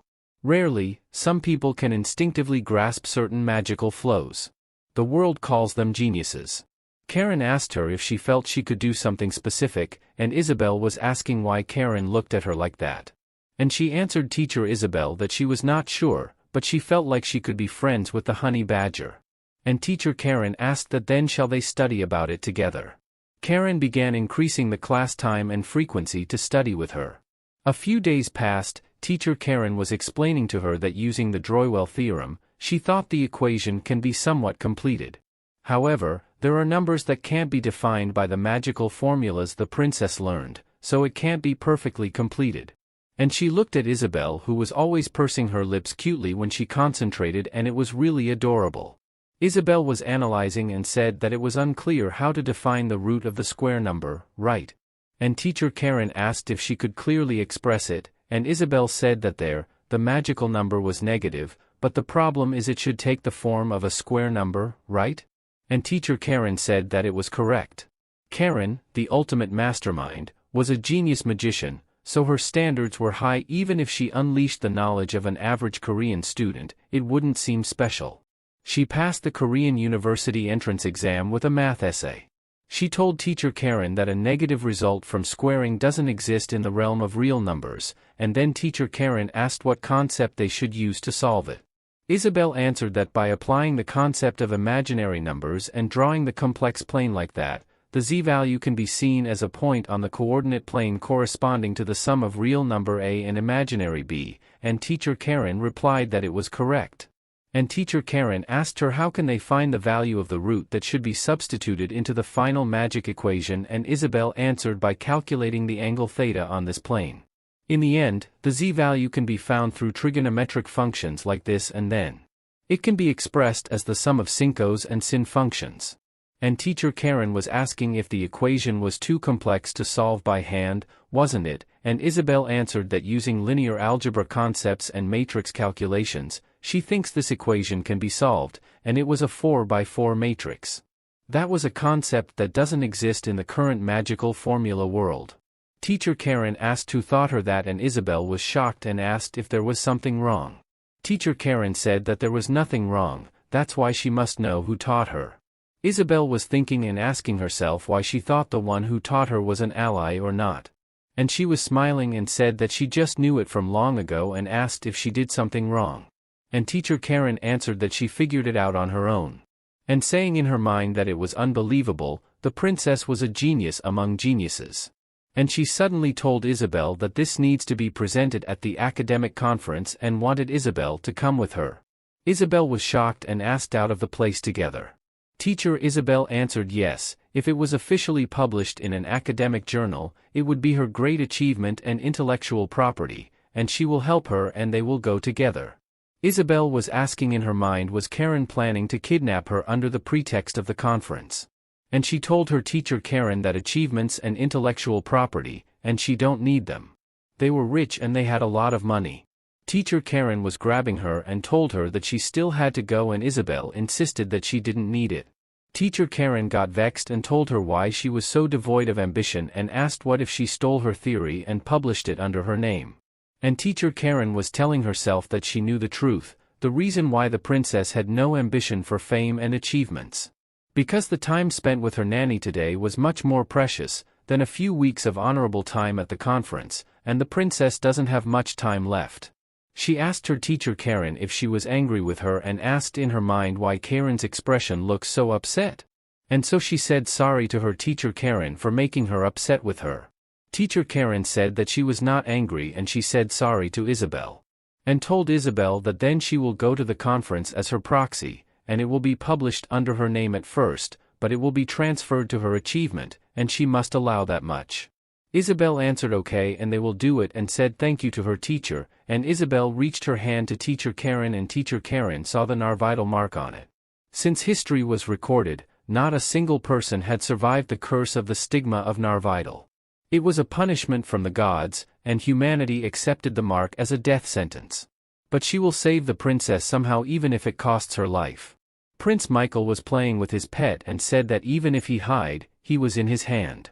His pet suddenly bit him and he was shocked and asked his pet why he was attacking while he was off guard. And why does he bite and then glare at him and he will bite him back? Isabel told him that if he can bite, try biting. His skin was so tough and firm that his brother's teeth would just feel ticklish.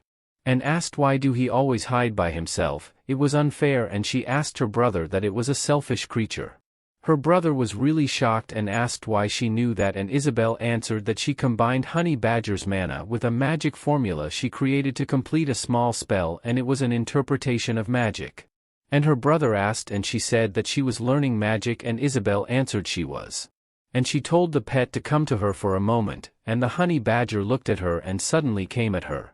And Prince Michael gets annoyed and said that his pet always bit him, the Honey Badger feeling the moment with Isabel and was smiling. And she was making magic to make a conversation with the Honey Badger. And all of a sudden the Honey Badger answered that he didn't like it, and he really didn't like it and Prince Michael asked why he didn't like him, the Honey Badger answered good things all him, bad things all him. And Prince Michael said that he thought of him as a friend and the Honey Badger said that not a friend and Prince Michael asked if not a friend then what? The Honey Badger answered a feeder and Prince Michael said that it was too harsh and he will give him another chance, what does he think of him? And the Honey Badger answered that he was a jerk and Isabel was a guardian. And Isabel was asking herself was the interpretation magic that effective or is it something anyone can do? And the Honey Badger said guardian master and master last name. And Isabel if it was her last name he was asking and the Honey Badger answered yes, her family name. And she answered that her current surname was Bylotion, so Honey Bylotion. That sounds a bit weird and it was hard to pronounce, too. Then she thought of something simple and easy to call, and she came up with the name Kim Honeybee, and the Honey Badger smiled and said to call him Kim Honeybee. When Teacher Karen knew that Isabel had a conversation with the Honey Badger she was really shocked. And she was asking if she could express the Honey Badger's thoughts in writing, and completed a magic theory and applied it practically in her absence. Isabel answered yes and she worked hard, and Teacher Karen was thinking that it was not just about having magic theory and power. First, the magic caster themselves must have an innate affinity to communicate with animals or magical creatures. There must be a compatible animal with the affinity's frequency and resonance. And asking herself was the Honey Badger such an intelligent animal? And she told herself that there was no way, so in the end it was the princess's special power that amplified the Honey Badger's feelings and humanized them for interpretation. And Isabel must have naturally integrated mana amplification theory as well. The princess was undoubtedly more of a genius than she thought. And so she told Isabel that she worked quite hard in her absence, and Isabel answered yes and she worked hard and asked her teacher Karen if she did well. And teacher Karen answered yes and she did well, and Isabel asked really and if she was praising her. And teacher Karen bowed her head and said that she looks forward to more in the future. Isabel and Kim Honeybee was embracing each other, and Isabel felt it soft and warm like a heater and felt really good to hold. And all of a sudden Prince Michael gets Kim Honeybee to Isabel's hand and said that it was time to go home now. And told Isabel to see her next time and Isabel answered that she got it. Isabel was telling in her mind that it was warm and ice, too bad. Her nanny said that it was strange, so fierce to the prince, yet so gentle to the princess. And come to think of it, Honey wasn't friendly to Luluka either. Isabel said that it was just shy, but it was a good friend. Then she thought up something that Kim Honeybee seemed to be very sensitive to heat, and she was thinking that she should learn cold-natured magic. And she was asking to her nanny if Honey would like it too, and her nanny answered of course to the princess. In this room Prince Michael was having a commotion with Kim Honeybee, and he asked about scratching him without knowing gratitude, and he will scratch him too and to wait right there, but Kim Honeybee jumped up high and all of the sudden vanished in the air. Prince Michael was really shocked and asked where did Kim Honeybee go? And he was guessing that it seems like Kim Honeybee can teleport, and he must not mess it next time. Kim Honeybee appeared somewhere with a cave and he gets inside that cave and someone said that Arun it was time to return to his true form. And Kim Honeybee was transforming himself little by little and transformed as a boy. He was being asked if he had come to his senses and a woman was coming near to him and it was his mom and he told his mom that he already came back. The woman was Black Dragon Camellia, and said that he must have had a good learning experience today. Arun was asking what happened and he didn't remember anything, and his mother answered that it was normal. And his mom asked what was his name and he answered that she just told him Arun. His mom said that he was just a 100-year-old baby dragon, and he had kept awakening his self-awareness, so he wouldn't forget who he was. And his mom asked if she could take a look at what happened to him during that time and he answered yes. And his mom held his head and looked at what happened to him lately, and his mom said that he had been having a good experience. And he was asking what experiences he's been having and his mom answered that he will realize that when he grows up. And his mom asked if they should go into his room and continue talking. They were in the room and he was asking why he had to do those annoying things, and his mom answered to become a good adult. And he asked if he doesn't do those things, will he become a bad adult, and his mom answered that could very well be the case. And his mom asked if she shall tell him an old story, and his mom said that once upon a time, there was a black dragon who called itself the Black Dragon of Ultimate Destruction, Annihilation, and Stealth. And he was asking what it was, and his mom answered that the name was quite absurd. It sounds like a name a 50-year-old rookie would give themselves to sound cool. And he suddenly asked his mom if she knew that dragon and his mom answered that it was a distant relative, a cousin story. And said additionally that anyway, there was a black dragon who called itself the Black Dragon of Ultimate Destruction, Annihilation, and Stealth. Dragons were born as predators, they naturally reign over everything without effort, and they recite magic spells naturally and they are beings that perform miracles with dragon words. The Black Dragon of Ultimate Destruction, Annihilation, and Stealth, who had everything was extremely bored. It didn't know how to relieve its boredom. So, to relieve its boredom it went around showing off its power. But one day, the Black Dragon stopped destroying things, when a cute human appeared. They promised to make it happy by giving it a ring. It was ridiculous that a human could make a dragon happy. Anyway, the Black Dragon found the human quite cute, it found them amusing. Eventually, the Black Dragon boredom decreased, and it stopped the massacres. So, it was cuteness that prevented the destruction, and cuteness was the scariest thing. And Arun feels amazed with the story. And his mom said that anyway, as a result of that event, dragons began to realize that they were not perfect. They also realized what kind of dangers could arise if an imperfect being had near-perfect power. That's why the law was established for young dragons like him to have various activities and experiences during their childhood. Living as other animals has become mandatory for young dragons, they need to understand and empathize with the thoughts of other species. But for a complete experience, a dragon's self-identity must be erased. However, those experiences settle deep within his soul. If he remembers everything now, his identity as a dragon might be shaken. That's why they seal the memories of his transformed state. And he suddenly asked his mom what Kim Honeybee was, and his mom asked him where did he hear that word. And he answered that he didn't know, it just came to his mind. And his mom was saying in her mind that it was strange, he shouldn't remember that, and asked herself was there any connection between the girl who gave him the name and Arun. Back to Isabel, she was covering her ear and said that it was scary, and Sir Lancer asked was the Black Dragon story that scary. And said that anyway, the Black Dragon of Ultimate something, Destruction something, Stealth something, it had so many nicknames. It means it did a lot of different and scary things, and Isabel was covering her eyes and said that it really was scary. Telling in her mind that it was strange, she hasn't been that scared in a long time. It feels like there was a real black dragon around. And she suddenly asked if the Black Dragon still exists and does it still do bad things. Sir Lancer answered, don't worry, a brave warrior punished the bad Black Dragon. The Black Dragon promised never to do bad things again and to help the warrior. And said additionally that the warrior in the story was the first emperor of the Bylosian Empire. The Black Dragon became a guardian dragon and secretly protects the royal family. She was really amazed and said in her mind that Sir Lancer's story was interesting, but she had never seen the word guardian dragon in the novel, and suddenly a guardian dragon was protecting the Bylosian royal family. and protecting the royal family was her dad's job. Prince Michael and Isabel was being together in the sala making something, and Prince Michael was holding the blue stone and said that it was hard tasteless. And Isabel asked her brother were his teeth okay, and Prince Michael answered that he almost smashed them. And Isabel said that usually, he says he almost broke them. Prince Michael was asking what it was and if it was his present, and Isabel answered no. Isabel said that if he put mana into the magic stone like that, cold wind will blow out. And Prince Michael was shocked and said that it was really amazing, and Isabel asked, isn't it? Because this world isn't peaceful, magic related to daily life hasn't developed much compared to magic related to war or combat, and maybe that's why. And Prince Michael said that he had come to want to research those little magics, and Isabel answered yes and do it. Isabel asked the honey badger by the name Honeybee if he liked it, and Kim Honeybee answered that it was good, but that totally no, and Isabel asked if he disliked being called Honeybee, and Kim Honeybee answered totally. Isabel said that it was strange, he used to really like it when she called his name.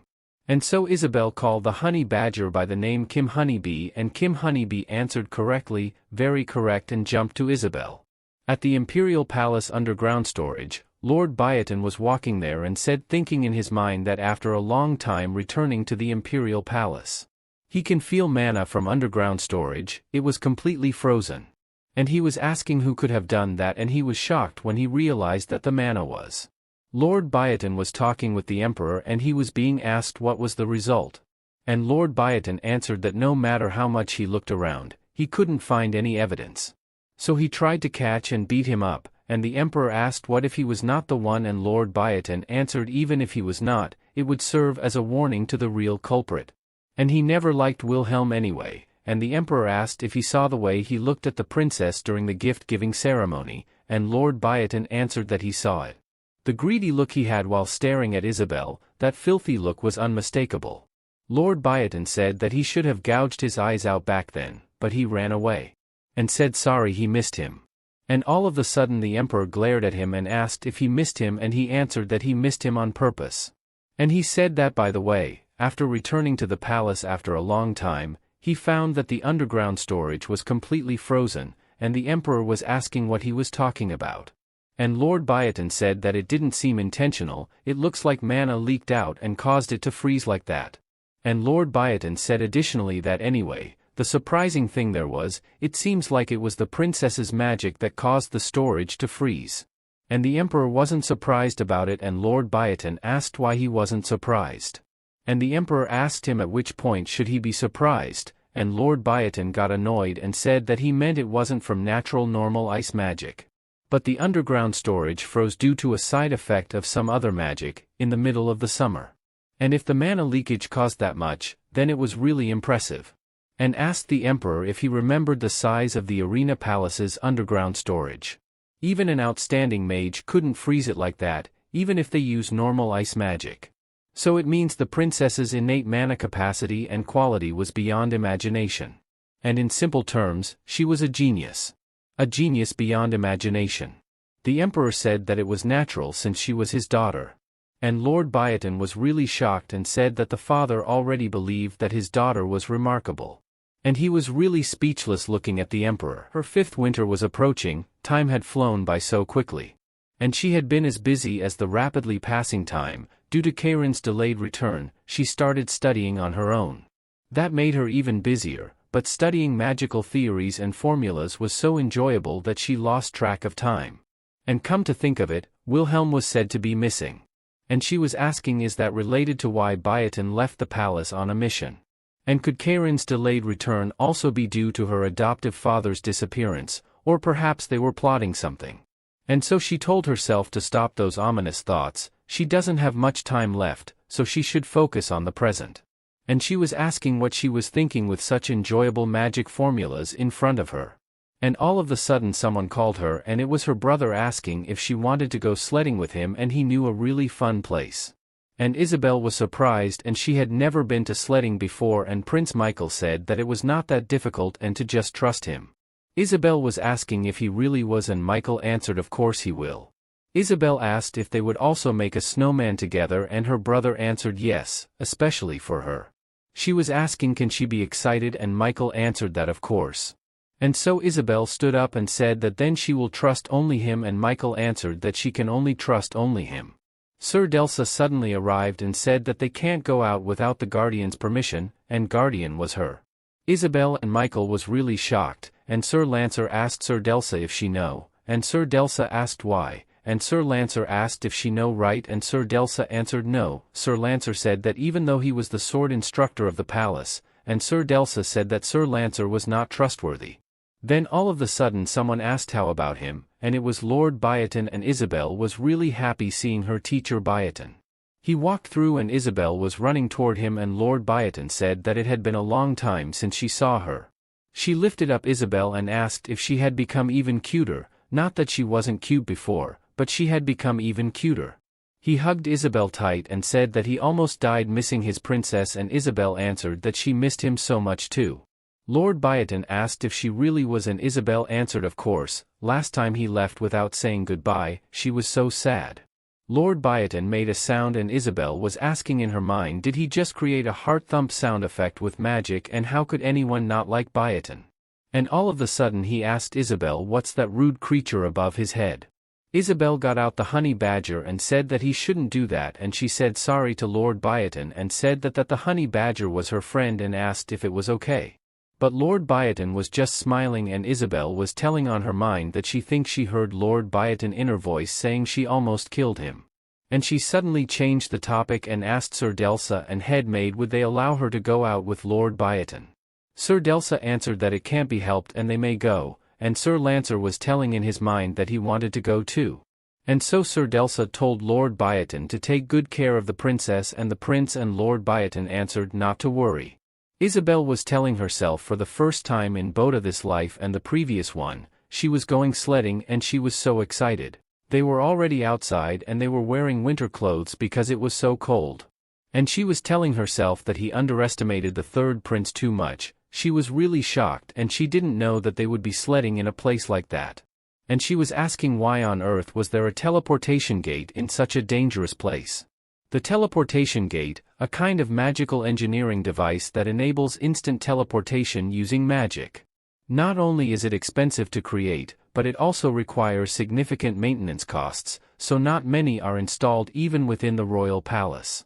Isabel was telling in her mind the fact that such a teleportation gate was installed on that mountain top. Lord Biotin notices that she was worried, and so Lord Biotin asked if she was okay, and she answered that she was scared and if she fall from there she will die. And Lord Biotin asked if he should hold her then, and Isabel answered don't ever let go of her, and Lord Biotin said that he won't let go even if she tells her to. Isabel asked Lord Biotin if he meant to say her brother sledges from places like that, and Prince Michael said that it has to be that thrilling at least, to be fun. Isabel told her brother that if he sled from there he will die, and Michael answered that it was nonsense, and asked who in the world was that weak. And so Michael took his sled down and wanted Isabel to watch her, and he sled down the mountain and told Badger that they will race to see who gets down the ravine first, and he won't lose. Isabel was really staggered and asked Lord Biotin why they were so serious about that, even Honey Badger. And she was looking down the mountain and said no way, and she will not sledding. She hugged Lord Biotin and said not to let go of her, and Lord Biotin asked really, and he can't help it. In the end, she never got to sled even once and just returned in Sir Biotin's arms. They were already in the castle and Isabel was saying thank you to Lord Biotin she survived, and thinking that his arms must have hurt a lot, and asked if she was right. And Lord Biotin answered that not all, it was his pleasure to help his princess.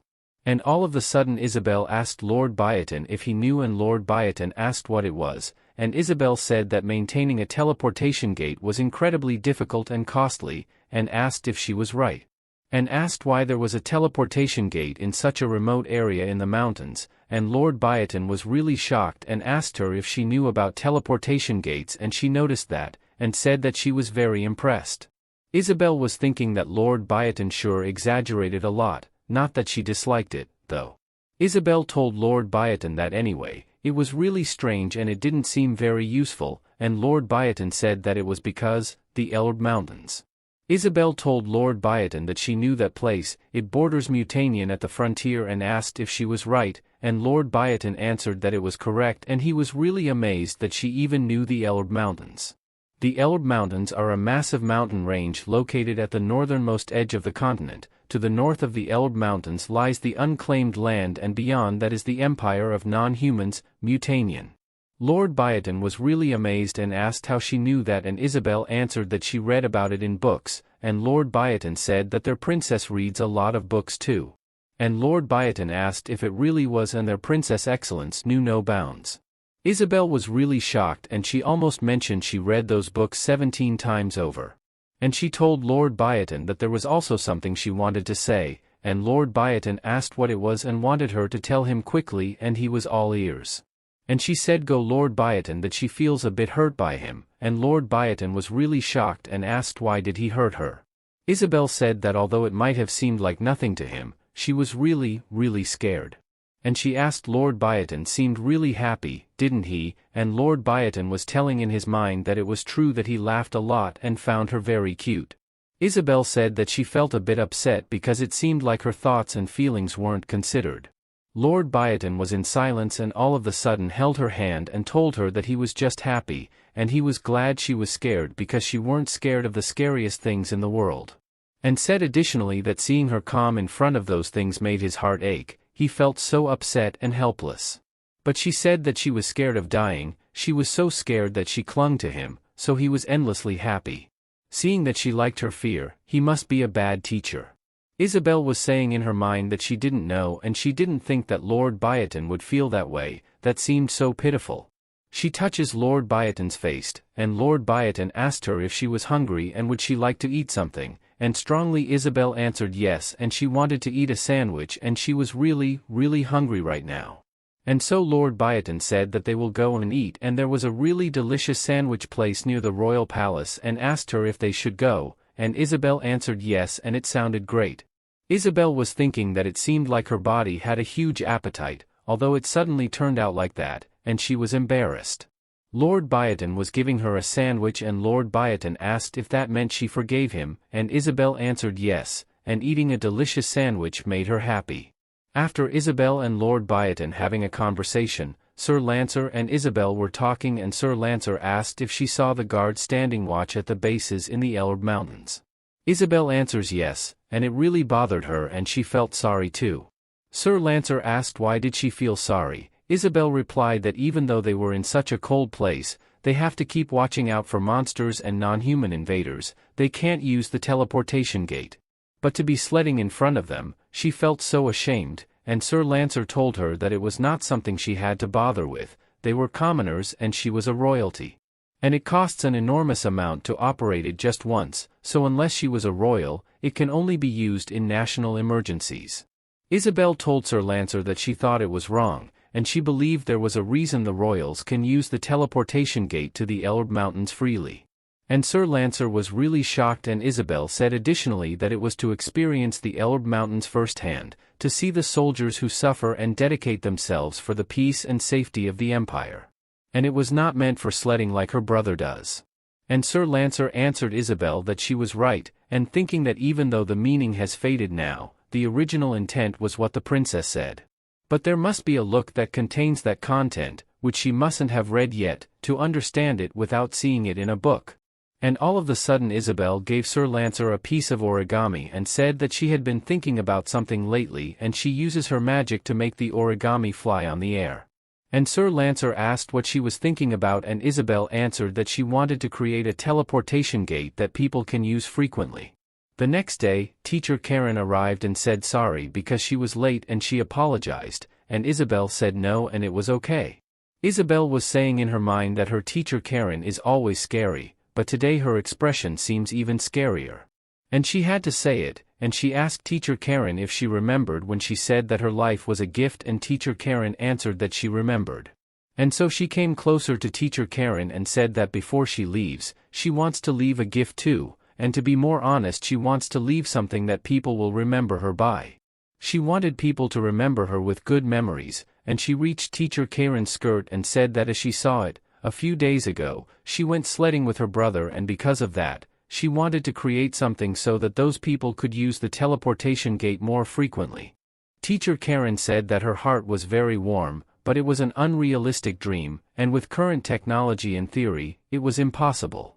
Isabel said that she thought it might be possible. She felt a similar mana flow to when she cast the interpretation spell on Honey Badger. So she made it too, and she was holding a magic stone and showed it to Teacher Karen and wanted her teacher to take a look at this. Teacher Karen looked at it and said that it was a Sibram magic stone and it was designed to emit cold air. And Teacher Karen was really amazed and said that it was a magic engineering theory that she didn't teach Isabel, and she pleaded Isabel to continue speaking. Isabel said that what she thought was to convert the mana flow from direct current to alternating current, and Teacher Karen asked what she meant from it and said that all magic was based on a linear flow and asked how she converted the flow. Isabel was asking herself why was Teacher Karen frowning and if she was wrong. And she suddenly closed her eyes and said that it was scary, and she will say it to the end anyway. And she showed something to Teacher Karen and wanted Teacher Karen could take a look at it for a moment, and Teacher Karen asked what it was. Isabel told Teacher Karen that she created 3 mana flows with the same frequency but different phases. She applied a sine wave alternating current with a phase difference of 120 degrees between each and the same amplitude. Teacher Karen asked what sine wave and alternating current and wanted Isabel to explain exactly what that was.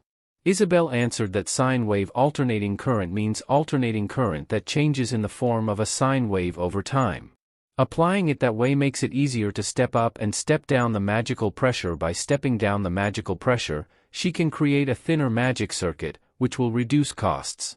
And the structure of an alternating current magic generator was simpler and more efficient than that of a direct current magic generator, which will be very advantageous for operating the teleportation gate. Through consistent operation, they can drastically reduce the mana consumed during on and off transitions. And Teacher Karen asked if she applied those theory to the Sibram magic stone, understanding it as using minimal energy and cost to continuously emit cold air, and overcoming the teleportation gate's drawbacks with the same principle, and asked if she was correct. Isabel answered that she was right, and Teacher Karen was thinking that the theory Isabel mentioned was a concept that didn't exist in the world before. And really Isabel was something short of a genius sent from heaven. Isabel was glaring at Teacher Karen and thought that she only had expressionless frowning faces, but she can smile too. Teacher Karen went to Lord Biotin's room and Lord Biotin asked why she came to his room, and it was his personal time. Teacher Karen said that she come to discuss something with him, and Lord Biotin closes the door and said that if it isn't related to Her Highness, he refuse. But Teacher Karen said that it was deeply related to Her Highness. And so Lord Biotin let Teacher Karen and pleaded to sit comfortably. He asked Teacher Karen if she would like some tea or what does she like and does he need more snacks. And Teacher Karen said that everything was fine and he looked like she was going crazy now and wanted him to sit down. Teacher Karen asked Lord Biotin if there had been any strange magical phenomena observed in the arena recently related to cold attribute magic. And Lord Biotin answered yes, and there have been similar incidents. The mana that leaked from Her Highness froze the basement solid. And Teacher Karen pleaded him to listen to her story carefully from now on. It was a completely new approach. The level of side effects or adverse reactions mentioned by Lord Biotin can also occur in the direct current method. If they can systemize and establish it well, Princess Isabel will be more than deserving of an award in academia. And Lord Biotin asking really was, and Teacher Karen said that he seemed calm and asked if he knew already, and Lord Biotin answered that he didn't know. And Teacher Karen was mesmerizing that in the past, he would have been half mad with excitement, and all of the sudden Lord Biotin said that he had grown a step, and Teacher Karen asked what step it was, and Lord Biotin answered that yes, that was what it was, and he was not the same novice as before. Lord Biotin was asking what was the conclusion, and Karen answered that she had determined that she needed the help of a wizard more skilled than herself to complete Princess Isabel's theory. And Lord Biotin if she was saying Her Highness needs a few magic teacher, and Teacher Karen answered that to be precise, a wizard who was proficient in both magical concepts and basic theory, as well as engineering knowledge, and to her knowledge, the only one who had reached that level was Wilhelm. And Lord Biotin asked if she was talking about Wilhelm who hid like a rat, and Teacher Karen was really shocked and asked how he knew Wilhelm was not missing, and was hiding. And Lord Biotin told her that Wilhelm tried to kidnap the princess, so he was going to capture and punish him, but he escaped and hid completely. And isn't it funny that he was rumored to be a great adoptive father who took in orphans, but he staged a kidnapping. And Teacher Karen said that Wilhelm needs her in many ways. Therefore, if she searches for him, she can find him. If he has fled, he will need her even more, and she still has knowledge to learn from Wilhelm, so she will go to him. Though every moment with him was a nightmare and a long winter for her, she must protect the spring she found at the end of that winter. Teacher Karen was in front of Isabel's room and thinking if she should say goodbye to Her Highness before she goes and will she enter. And the moment she opened the door, all of a sudden a sword was pointed at her, and she was asking Lord Biotin what it was. And Lord Biotin replied that Princess Isabel told him that, don't let her Teacher Karen go anywhere. Lord Biotin was acting so cute and pleaded to Teacher Karen, and Teacher Karen was really shocked and asked who he was trying to imitate her, and Lord Biotin pleaded to excuse him for a moment and he was holding a rope. Teacher Karen asked where did those ropes suddenly come from, and all of a sudden Isabel arrived and Lord Biotin told the princess to help him too. And Teacher Karen was too strong for him to handle alone, and so Lord Biotin gave the rope to Isabel and Isabel was looking at Teacher Karen. Teacher Karen asked what she was doing, and Lord Biotin told Isabel to just do as he taught her. Isabel was tightening up Teacher Karen's hand with the rope and suddenly took a deep breath and Lord Biotin told her that she was amazing, and that was the perfect ribbon he had ever seen. Teacher Karen was asking why she was doing it and Isabel answered that she heard everything that she was going to that bad man Wilhelm. Teacher Karen glared at Lord Biotin and Lord Biotin said that he didn't say much and he just mentioned that Teacher Karen was going to a very bad man named Wilhelm, and the princess said no, and Teacher Karen asked why she can't go. Isabel answered that Wilhelm was a bad man, he gave off a really dangerous vibe. That time when she met Wilhelm and she felt such an awful feeling that sent chills down her spine. And Isabel was telling in her mind that Karen was going to such a place on her own. Besides, Karen ended up being the ultimate villain under Wilhelm. And she wanted that Teacher Karen absolutely would not be that. And all of a sudden Teacher Karen said that she must go, and Isabel told her that even so, she can't go. And asked Teacher Karen aren't she tied up so prettily with a ribbon, and Teacher Karen answered and asked that she can't go just because she was tied with a ribbon. Isabel answered yes, because she claimed her as hers. Teacher Karen bowed down her head and said all right to the princess and Isabel was really happy. Teacher Karen said that she will take her leave now, and Lord Biotin said that he was too. Isabel told Lord Biotin that she actually had a concern, and Lord Biotin asked what concern it was and Isabel said that she didn't want to see Teacher Karen leave, but she understood her intentions. So she thought of introducing her to a better person than Wilhelm, and Lord Biotin asked does she know such a person. Isabel said that she read in a book before, that there was an eccentric magical engineer named Taislan, who was expelled from the Mirotel Magical and went to the Irv Mountains. He was a brilliant magical engineer, who later became a companion to the male lead, Arun. The Mirotel Magical Federation expelled Taislan, a notorious eccentric who does as he pleases, to the Irv Mountain range under a prohibition. However, in reality, he was not under any prohibition. He chose to go to the Irv Mountain range on purpose to comfortably research magical engineering. Later, he joins forces with the male lead Arun due to their aligned interest, and becomes a great help to the protagonist as a magical engineer. She remembers the details since he was a companion of the male lead.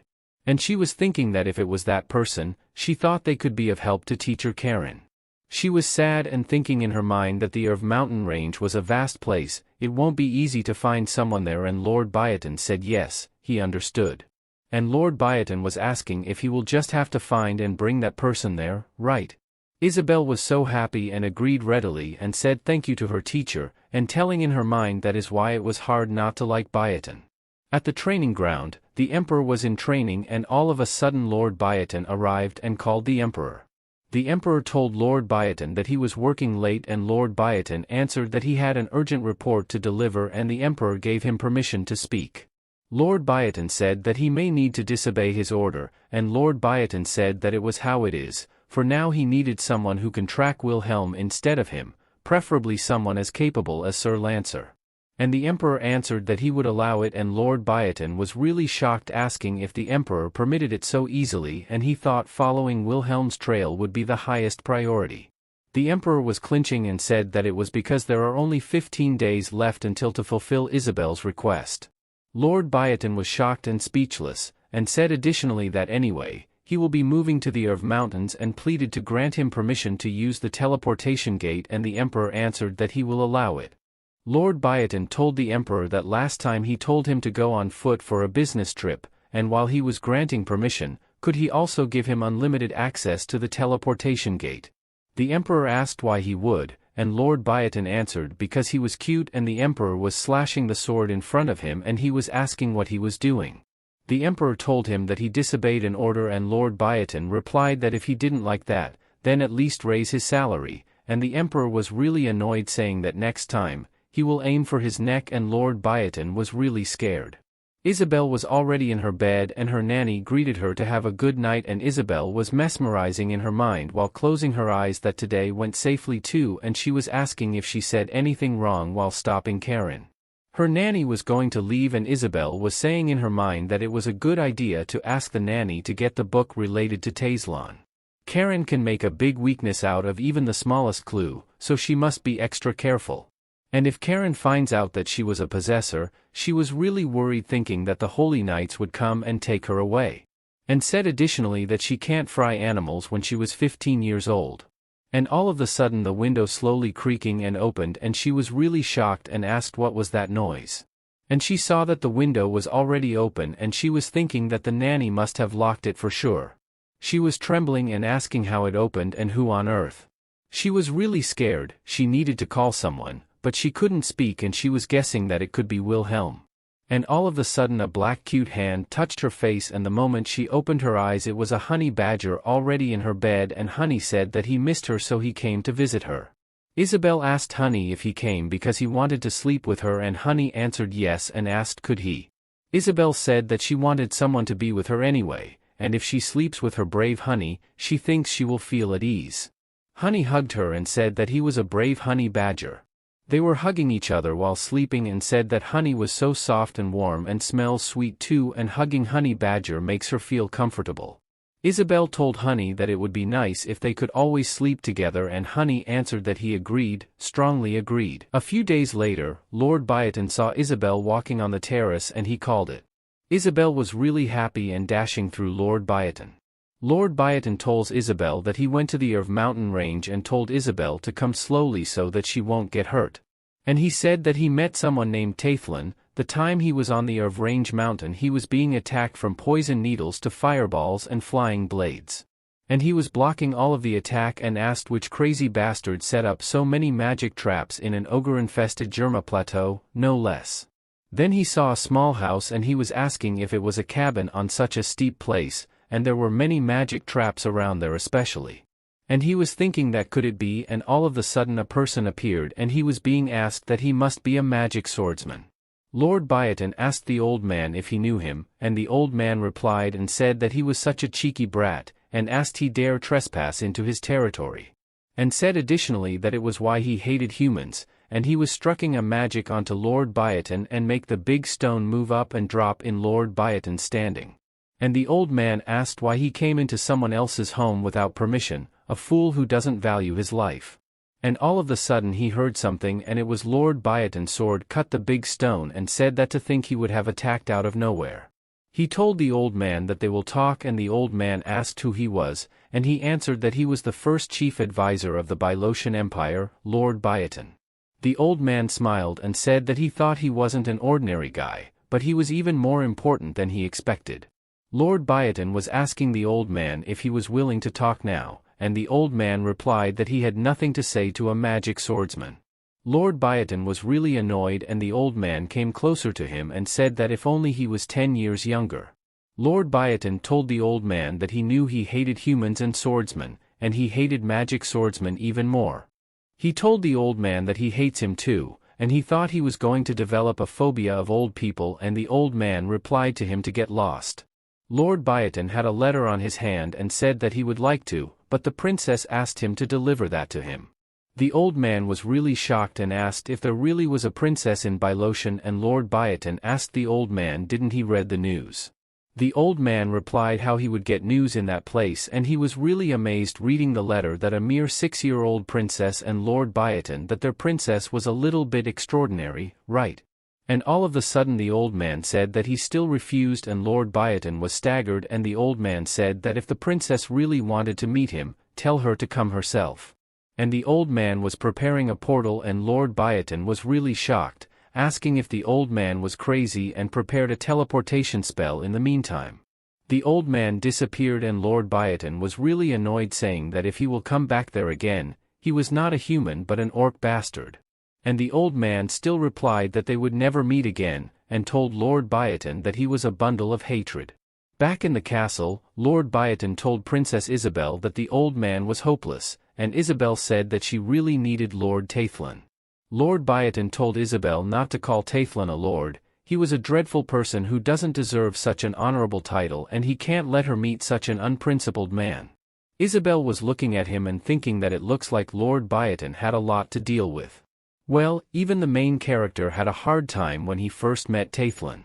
Isabel was smiling and asked, did Tathlin perhaps ask to come in person? Lord Biotin answered no, he didn't. Isabel was grabbing his coat and said that she didn't like it when he lied to her and pleaded to help her and showed her lonely cute face. Lord Biotin told her that she must promise him one thing, not to leave his side, ever. The Irv mountain range was a dangerous place, and Isabel answered that she understood and said thank you to Lord Biotin. They were on hiking, and Isabel said that even at night, he can see the clouds passing by, and Lord Biotin said that it was so beautiful. Isabel was saying in her mind that the fresh breeze and the sound of crickets were all around, and it felt good. The spicy soup Lord Biotin cooked made her cry, it was so delicious. In her past life, she could never have imagined eating such delicious food and asking if that is what ramen broth tastes like, and camping with someone she likes. Lord Biotin asked her if she liked it, and Isabel answered very much. Isabel was laughing and said that she was happy, and she was really a lucky child. It was already morning, and they were walking in the middle of the forest, and all of a sudden Isabel saw someone and told her teacher to look over there. And it was the old man, saying, who do they have there, and did the orc bastard come again? Lord Biotin was really annoyed, saying that it was the old man, and all of a sudden covered Isabel's ear and told the old man that it was not appropriate and wanted Isabel not to listen to it. The old man was pointing his rod to Lord Biotin, and Lord Biotin told him that it would be nice if he chose his words carefully in front of the young princess. And the old man answered that he was his princess and not his, and asked why should he listen to someone who isn't even an imperial citizen. Lord Biotin was really annoyed, asking how dare he speak like that in front of the princess. And all of a sudden Isabel told the old man that he was a lowlife, and she was smiling. The old man and Lord Biotin was really staggered, and Isabel said that adults who curse in front of children were lowlives. Lord Biotin was really shocked and asked Isabel where she learned such disrespectful words. Isabel answered that there was no need for him to know, and she didn't think he was evil. The old man was asking her what she thought, and Isabel said that she had been very comfortable while coming that far. Tathlin doesn't like intruders. Just as Biotin fell into all sorts of magic traps, the male leader Rune also got injured on his way to find Tathlin. He was injured in the process of finding Tathlin. But if he really hated visitors, he would have strengthened the traps more, or he would have abandoned that place already.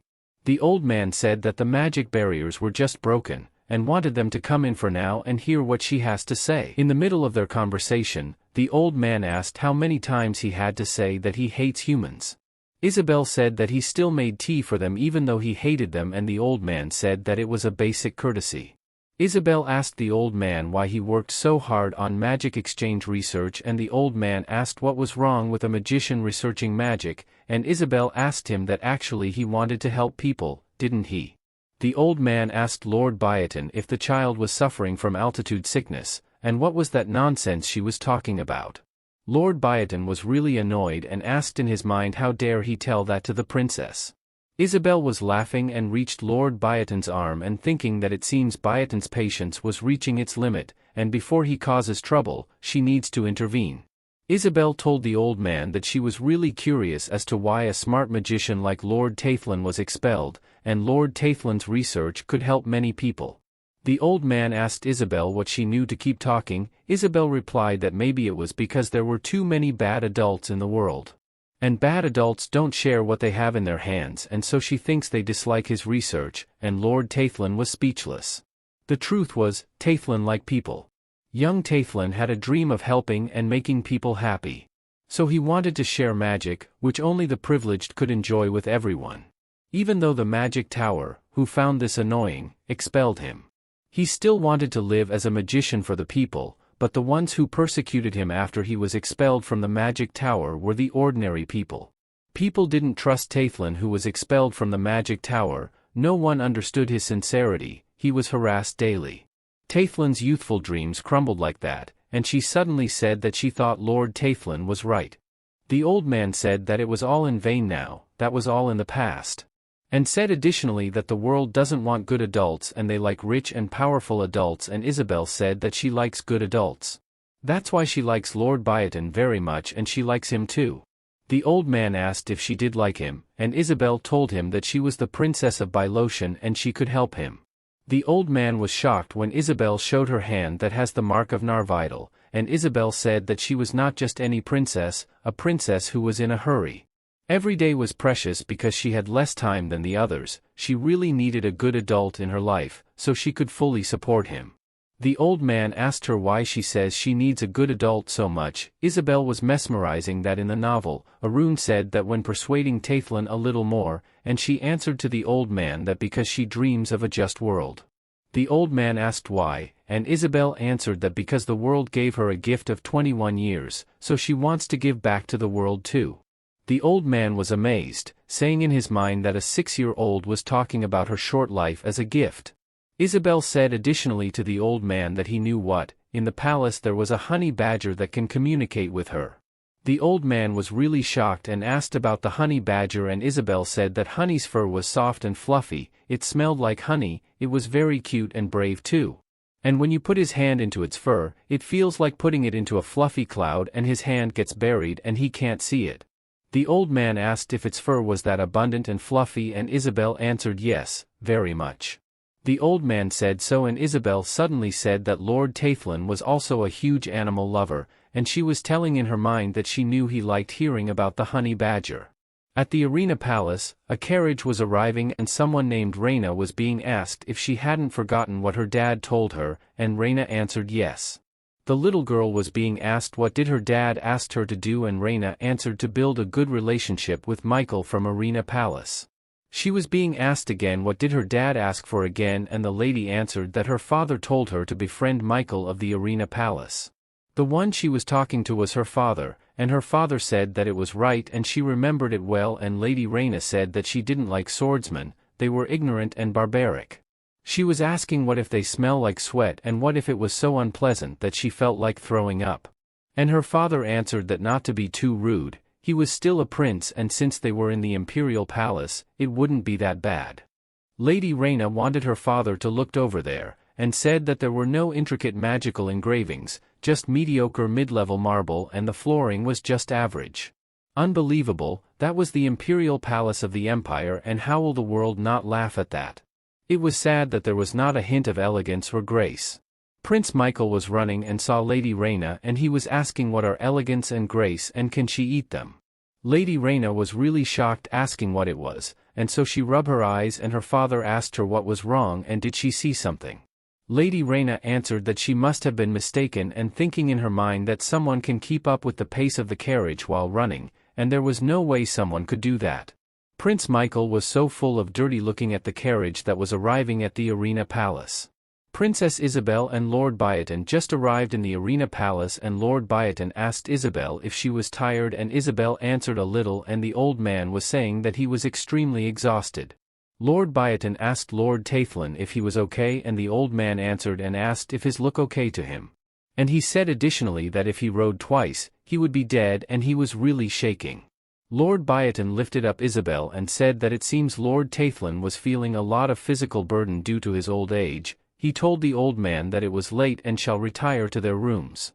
Lord Taithlin was really annoyed because Lord Biotin was not even listening to him. Isabel was already in her room, and Lord Biotin touches her forehead and told her to rest well and he will see her again tomorrow. Isabel answered yes and good night to her teacher and not to bother her, and Lord Biotin answered yes to his princess. Honey Badger came up to her bed and hugged her. Isabel said good night to Honey Badger too. Early in the morning, Isabel woke up because it was so noisy and she heard someone asking the servant how long she intended to keep her waiting. Isabel's nanny said sorry, and it seems like their princess was very tired from yesterday's hectic schedule. Isabel got up and asked the honey badger what was wrong. That voice asked the nanny how dare she talk back to her with her eyes wide open. The nanny answered that it was the young lady who came without an appointment. Isabel slowly opened the door and asked what was going on in front of her room. The voice said and asked the nanny if she thought she was worthy of pointing out her rudeness, and she was very displeased, and Isabel opened her eyes wide and asked who is bothering their dear nanny. The nanny apologized if she displeased her, but she said what she thought was necessary as the princess's nanny. She stamped the nanny's feet and said that there were always people like that and they needed to be taught a lesson to realize their place. Isabel was really shocked and asked what she thought she was doing and wanted Lady Reina to answer her. Lady Reina asked if she knew her. Isabel answered of course, and how could she not know the only cherished daughter of the Duke Rosald? Duke Rosald, while the Bylocian royal family rules the continent with force, Duke Rosald is said to govern it with gold. They are responsible for the continent's finance, one of the two duchies that started with the empire, closely linked with the Sword Forest Scholars, an institution to keep the royal family in check. And Reina was practically the only friend of Isabel in the novel. Publicly, Reina was the one who incited and manipulated the villainous Isabel from behind, the worst of the worst. Isabel, swayed by her manipulation, committed various atrocities. Isabel called Lady Reina. She said that it looks like the daughter of the Duke of Rosald, with extensive knowledge in finance and excellent intuition, apparently didn't study etiquette. She told the lady that she recognizes her as Lady Reina and asked if isn't it polite to greet her first, doesn't she know that? Lady Reina was telling in her mind that this half-baked princess who can't even master Bylocian swordsmanship, and answered of course not. So she bowed down and greeted Isabel saying that she was Lady Reina Rosald, first daughter of House Rosald, and it was an honor to meet her. Isabel greeted her too, saying that she was Isabel Bylocian, the fifth princess of the Bylocian royal family, and nice to meet her too. Isabel asked Lady Reina what brought her to her room, and Lady Reina answered that she heard that she had a rare toy. A rare animal that understands human speech and can communicate, and Isabel was asking if she was talking about Honey Badger. Honey was looking at Lady Reina with anger, and Lady Reina said how amusing it was that the toy's name was Honey Badger. Isabel said that Michael and her named him, and Honey Badger was not a toy and he was her friend. Lady Reina pointed to Honey and asked if such a toy would be a friend, and Isabel was really annoyed, saying that she said Honey Badger was not a toy. And calling him a toy again was an insult to her, and Honey Badger was glaring at Lady Reina. Lady Reina said that she understood, and by the way, did she know that she was greedy for rare things, and Isabel was asking what about it, and Lady Reina asked if she would sell that animal to her, and she will pay her generously. She was pointing her finger to the Honey Badger, and all of the sudden Honey Badger bit her. Lady Reina was really shocked, asking if he just bit her, and Isabel was smiling and asking didn't she touch him first, and B was defending himself against her sudden attack. Lady Reina was really annoyed and hurt and asked how dare she blame her, and she will formally raise a complaint. She walked away and Isabel said yes and will see her later. Isabel asked her nanny if her foot was okay, and her Annie answered that she was fine. Not long after, in this room, Chamberlain told Princess Isabel that His Majesty was waiting inside, and Isabel said thank you to Chamberlain. Isabel saw Lady Reina lifted with the Duke and her finger was on bandage. The Emperor suddenly said that everyone was there and wanted to explain everything. Isabel said that before that, she thought they needed to clarify one thing, and her father asked what it was.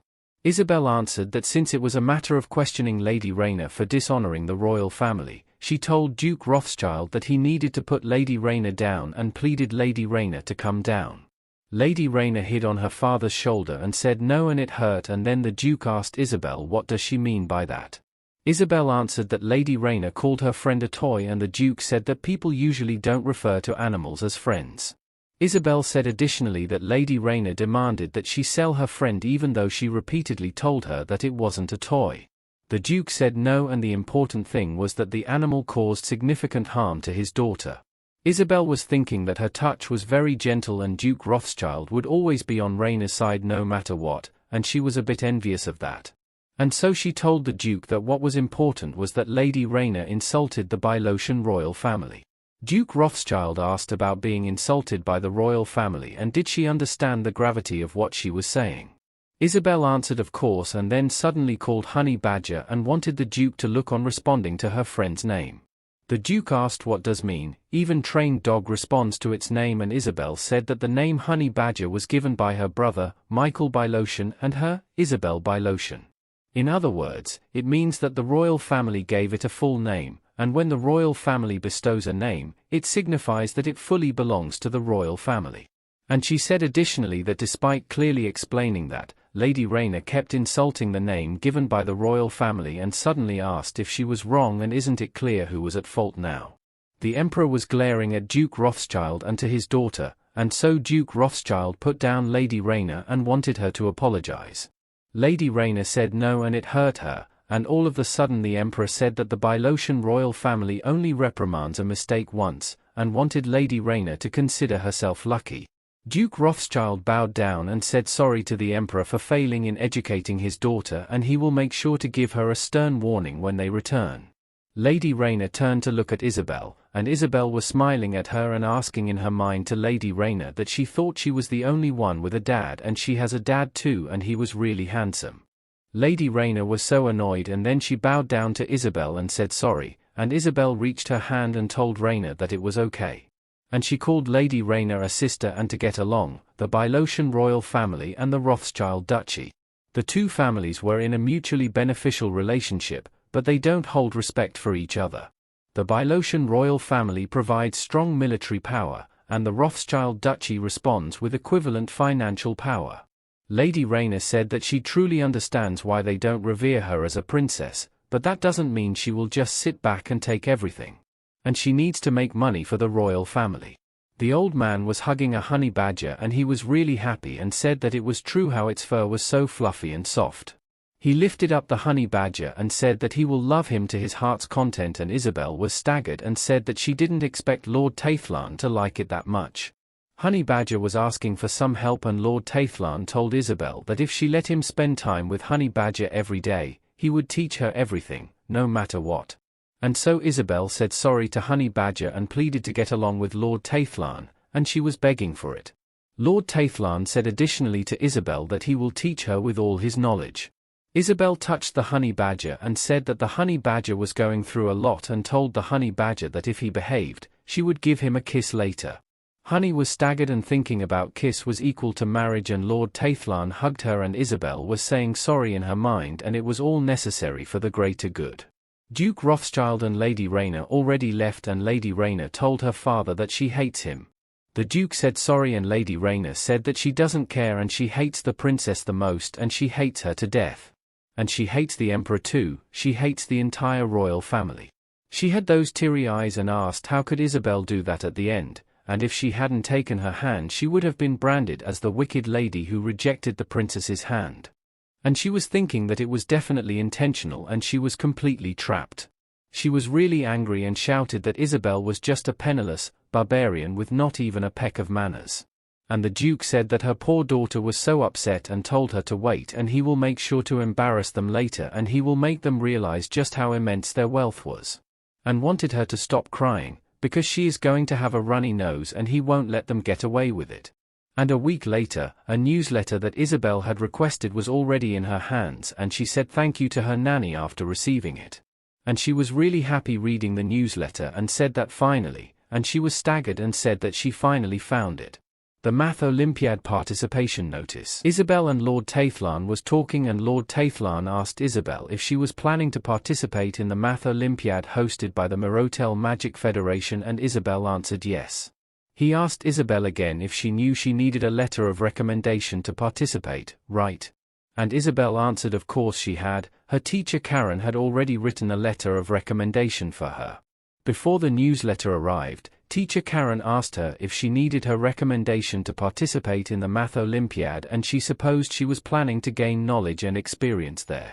Isabel answered yes it was right, and so Karen said that she will write the recommendation letter for her right away. And so Lord Tathlan said that in this case, there shouldn't be any problem and suddenly asked Isabel why she was participating in the Olympiad. And Isabel said that well for the money prize and she was going to win it and become super rich.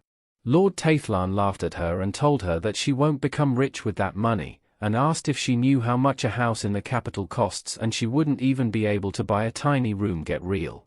Isabel gets annoyed and said that destroying childhood dream, and called Lord Tathlan an evil invader, and Lord Tathlan said that he was a realistic teacher and asked why she ever needed money at her age anyway. Isabel answered that there was someone she wanted to support, and Lord Tathlan was asking about support and why don't she ask her father to help with that. Isabel answered that she didn't want to use the palace's money to support them, and Lord Tathlan asked why not, and Isabel answered that because she didn't want to rely on any other powers. Instead of the palace's support, she wants to personally support them. The newsletter usually lists the big and small incidents that occurred the previous week. And this time, it included a story about a boy who visited the Rothschild Duke's house, got beaten and was kicked out. The boy's name was Namor. He will one day become the wealthiest person in that child, and will lead the new emerging financial family, the Vertigo family, surpassing the Rothschild. And she was telling in her mind that if she became allied with Namor by supporting him early on, she won't have to worry about the Rothschild Duke's influence because of his wealth. Honey was slowly escaping on Isabel's back, then he came home to his mother and her mother happily welcomed him and asked if he had a pleasant day today. Arun answered yes, though he can't remember it well, and his mother said that he seemed disappointed that he can't remember, and Arun answered yes, he was disappointed. Arun said that it felt so warm and comforting and it was a memory he didn't want to forget, so it makes him sad that he can't remember it. His mother said that it shows he had a good time, and if he was feeling really upset, he asked if he would like to take a walk with her to lift his spirits. And his mother patted his head and they went outside to take a walk, and Arun suddenly saw something and he was asking what was that glowing thing, and it was a light he had never seen before. And he was thinking that it was a dragon's domain, so nothing unauthorized should be able to enter. He suddenly ran and his mother asked where he was going, and he checked the thing he saw and said that it was so beautiful and he had never seen such a lovely stone before, and it even seems like it was emitting magical power. His mother asked what he was doing and he answered that he was captivated by how pretty it was and asked what kind of stone it was. His mother answered that well, a long time ago, it was taken and she thought it was a gift. His mother asked if he found it beautiful and did he like it. Arun answered yes and it was beautiful, and suddenly asked if he could have it. And his mother answered that of course, and everything in the domain was his, and suddenly asked what he was going to do with it, and Arun answered that he just wanted to have it. His mother was thinking, and she can feel a variety of emotions in Arun that weren't there before, and the experience of being a honey badger must be influencing the formation of his identity in many ways. And as a mother it was something that made him happy. Isabel was already awake, and the moment she opened the door she was shocked, and someone told her that the flowers and that one called her was the head maid. Isabel said that she didn't know what was going on either, and when she woke up, all the flowers had bloomed, and the head maid answered that it was impossible, flowers can't grow on that land. Isabel was mesmerizing that it was similar to the underground freezer, and she was asking if it was a phenomenon caused by the princess's unconscious and latent powers. The head maid was shocked and asked Isabel what was in her hand, and Isabel answered that it was something she found last night. Honey Badger gave it to her, and Honey said to her that he picked it up on the way. Isabel asked if he picked that up on the way there, and Honey answered that it was for Isabel. Isabel asked if he was giving it to her, and Honey answered that it was transferring ownership. Isabel asked why he was giving it to her, and Honey answered that because it was pretty. Isabel asked if he thought of her, because it was pretty, and Honey answered that it was correct. Isabel was really happy and said that she can't believe such a romantic honey badger exists in the world, and he said thank you to Honey. Honey was saying that claiming complete, contract established, no withdrawal.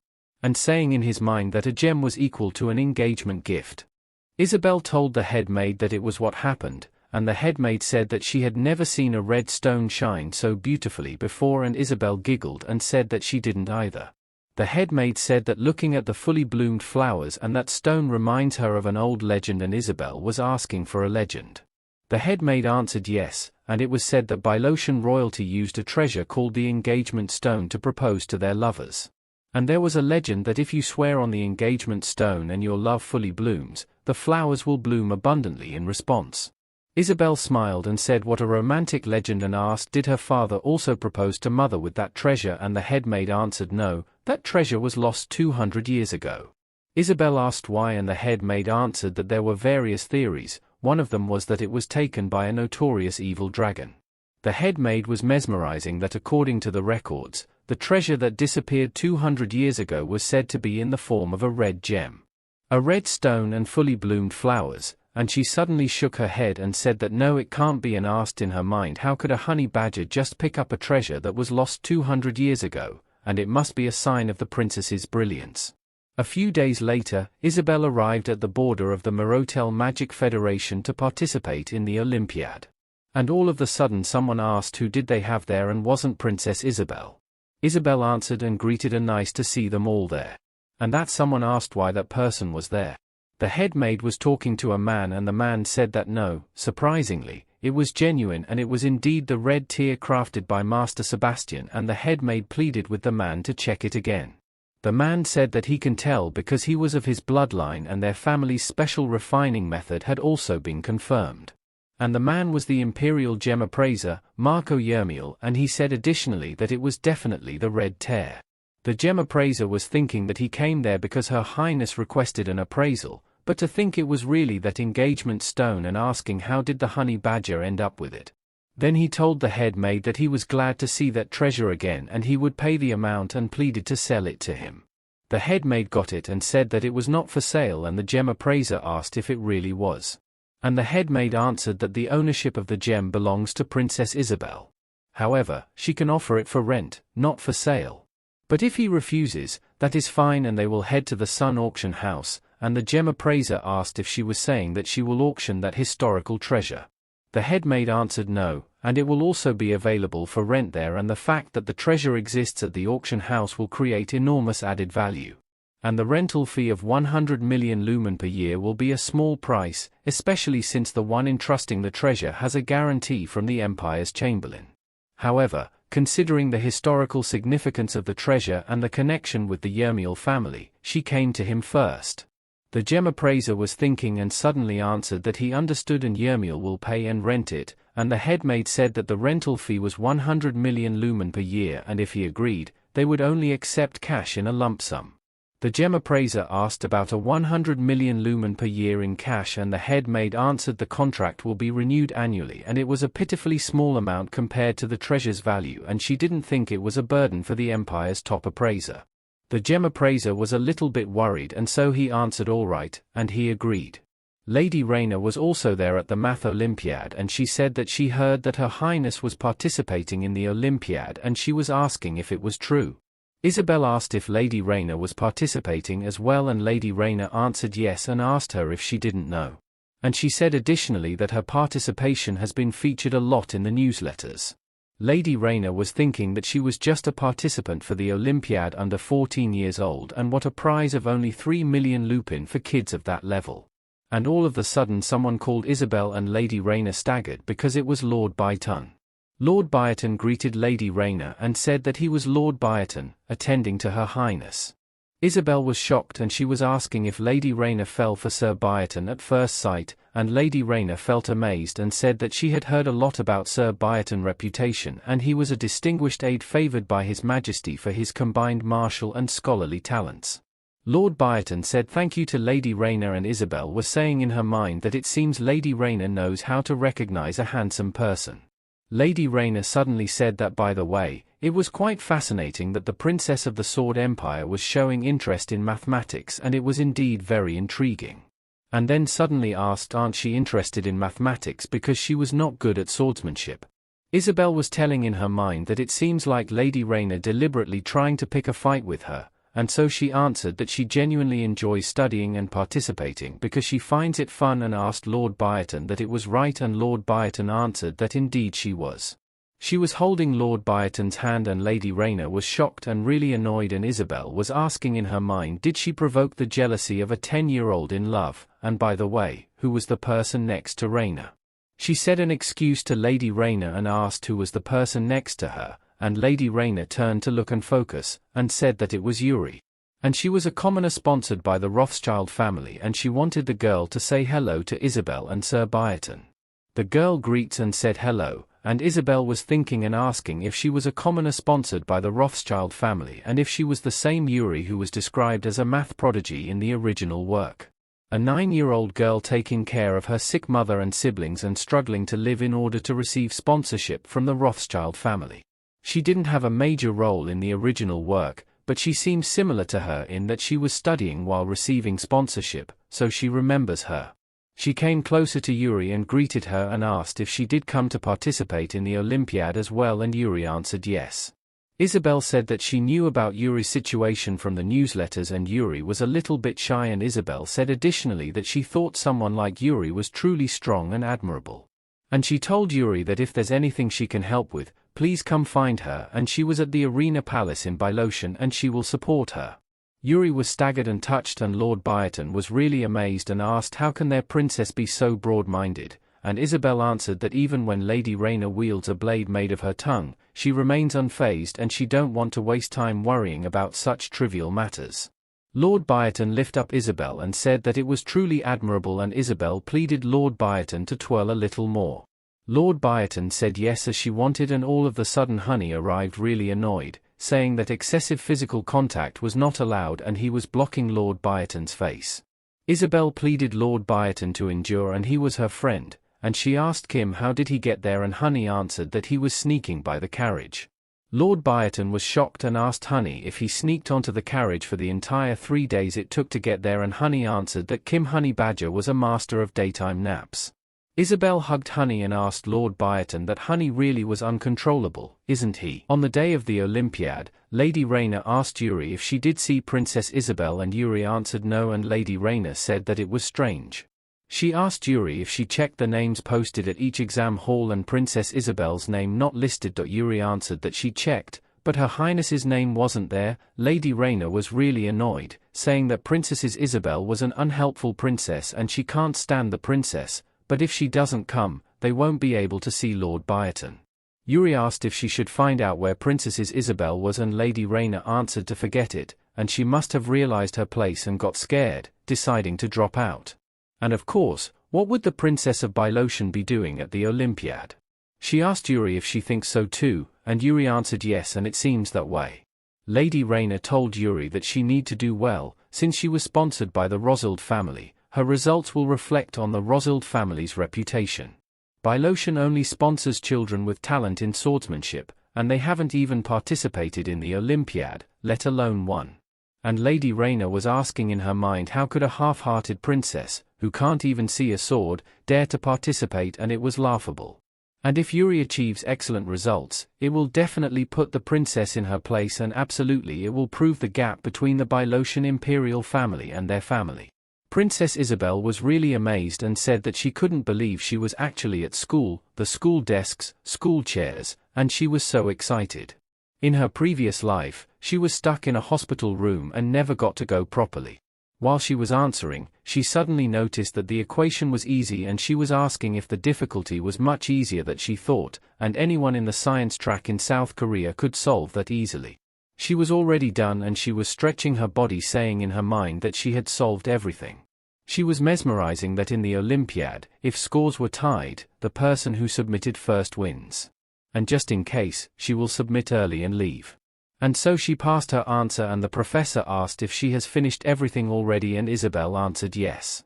The professor checked her paper and said that she may leave now, and Isabel answered yes and asked in her mind why he had that expression. 1 month later, on the day of the Olympiad results announcement, Yuri asked Lady Rayna why they were there, and Lady Rayna answered that to put that annoying princess in her place and to see Sir Byerton as well. The maid told Princess Isabel that Lady Rayna of the Rothschild family had come to visit, and Isabel was shocked and asked about Lady Rayna without any notice, and she was thinking that Lady Rayna must be quite curious about her exam results. And so she told Lord Byerton that they will check the scores later, and Lord Byerton said that he wanted to quickly see His Highness's greatness. Lady Rayna and Yuri greeted Princess Isabel, and Lady Rayna said that it has been a while and it was really nice seeing her. Isabel replied nice to see her too and asked how she was.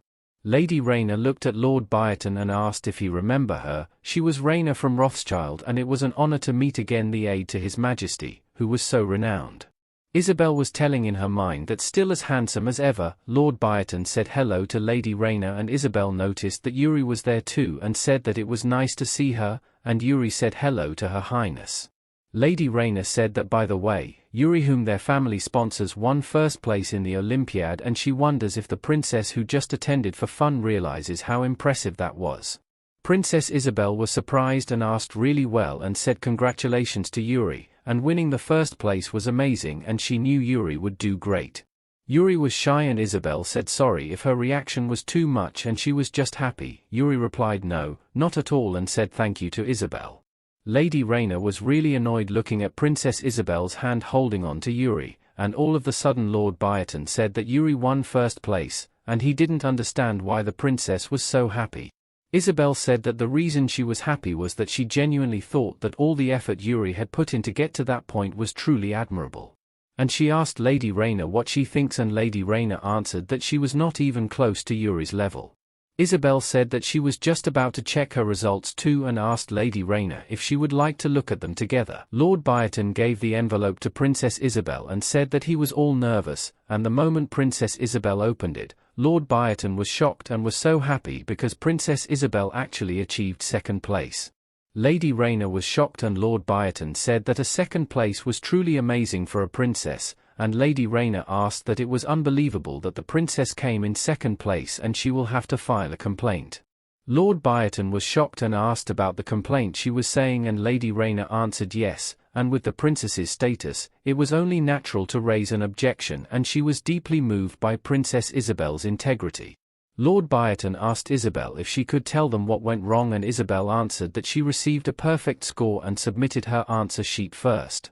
Lord Byron asked if she was suggesting that, and Isabel answered yes, and she was not in second place.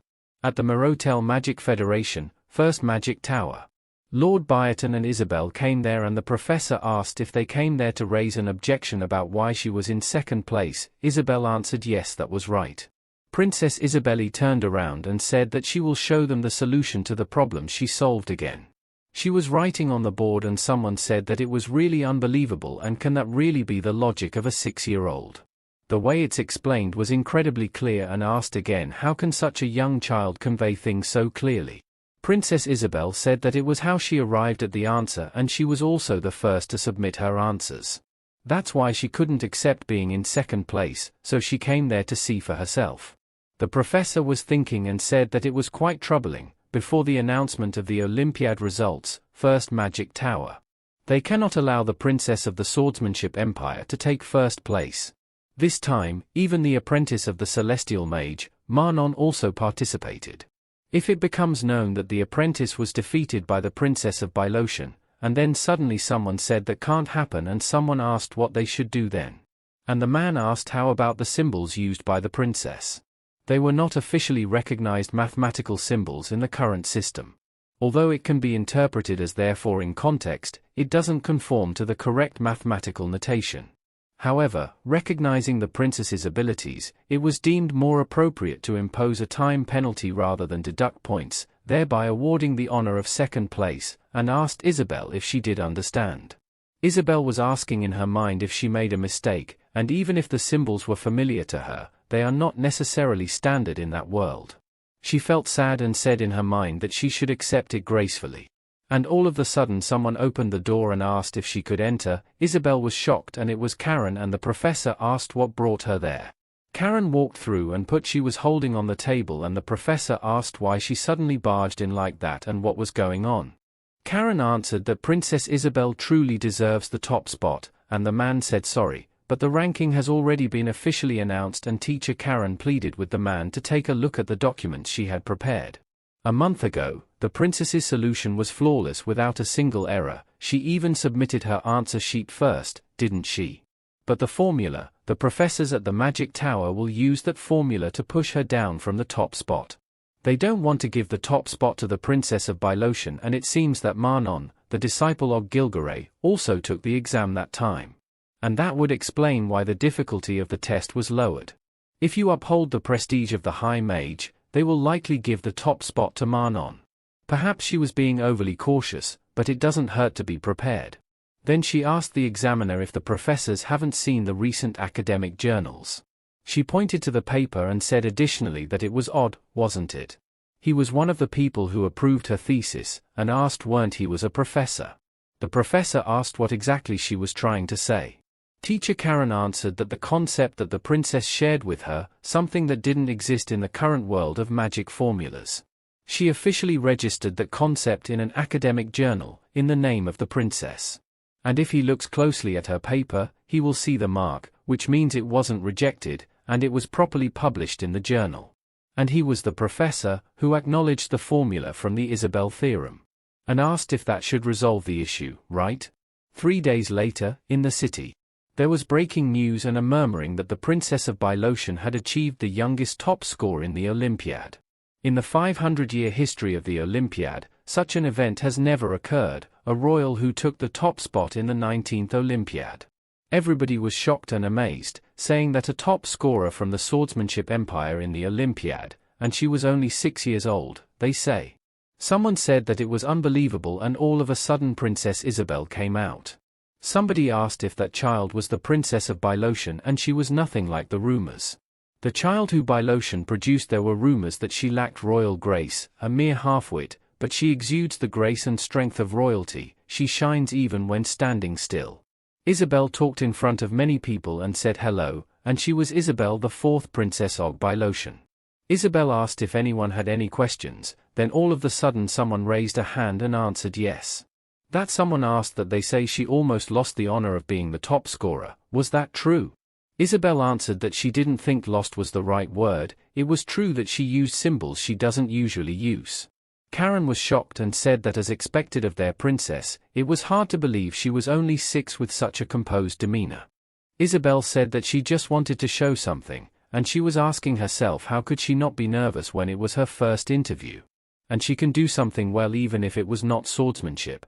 She said to everyone that she was born in a swordsmanship empire, but she was a princess who didn't learn swordsmanship.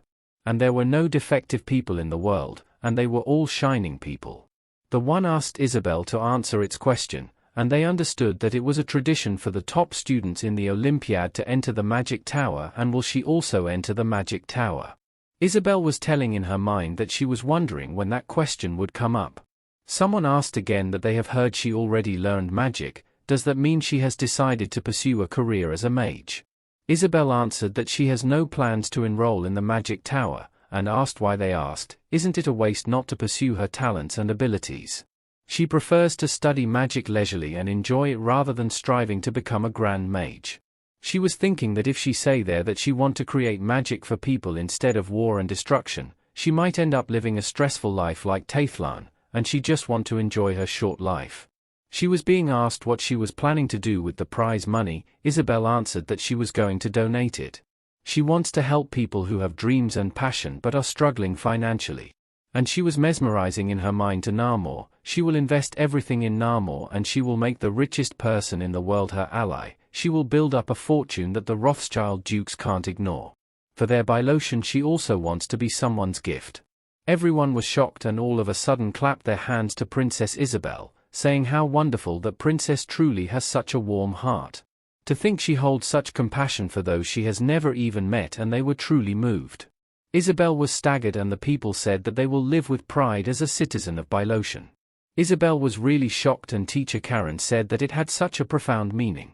They have shouted that they will make sure to spread the princess's words far and wide, cheering a long live Princess Isabel, the fourth princess of Bilotion.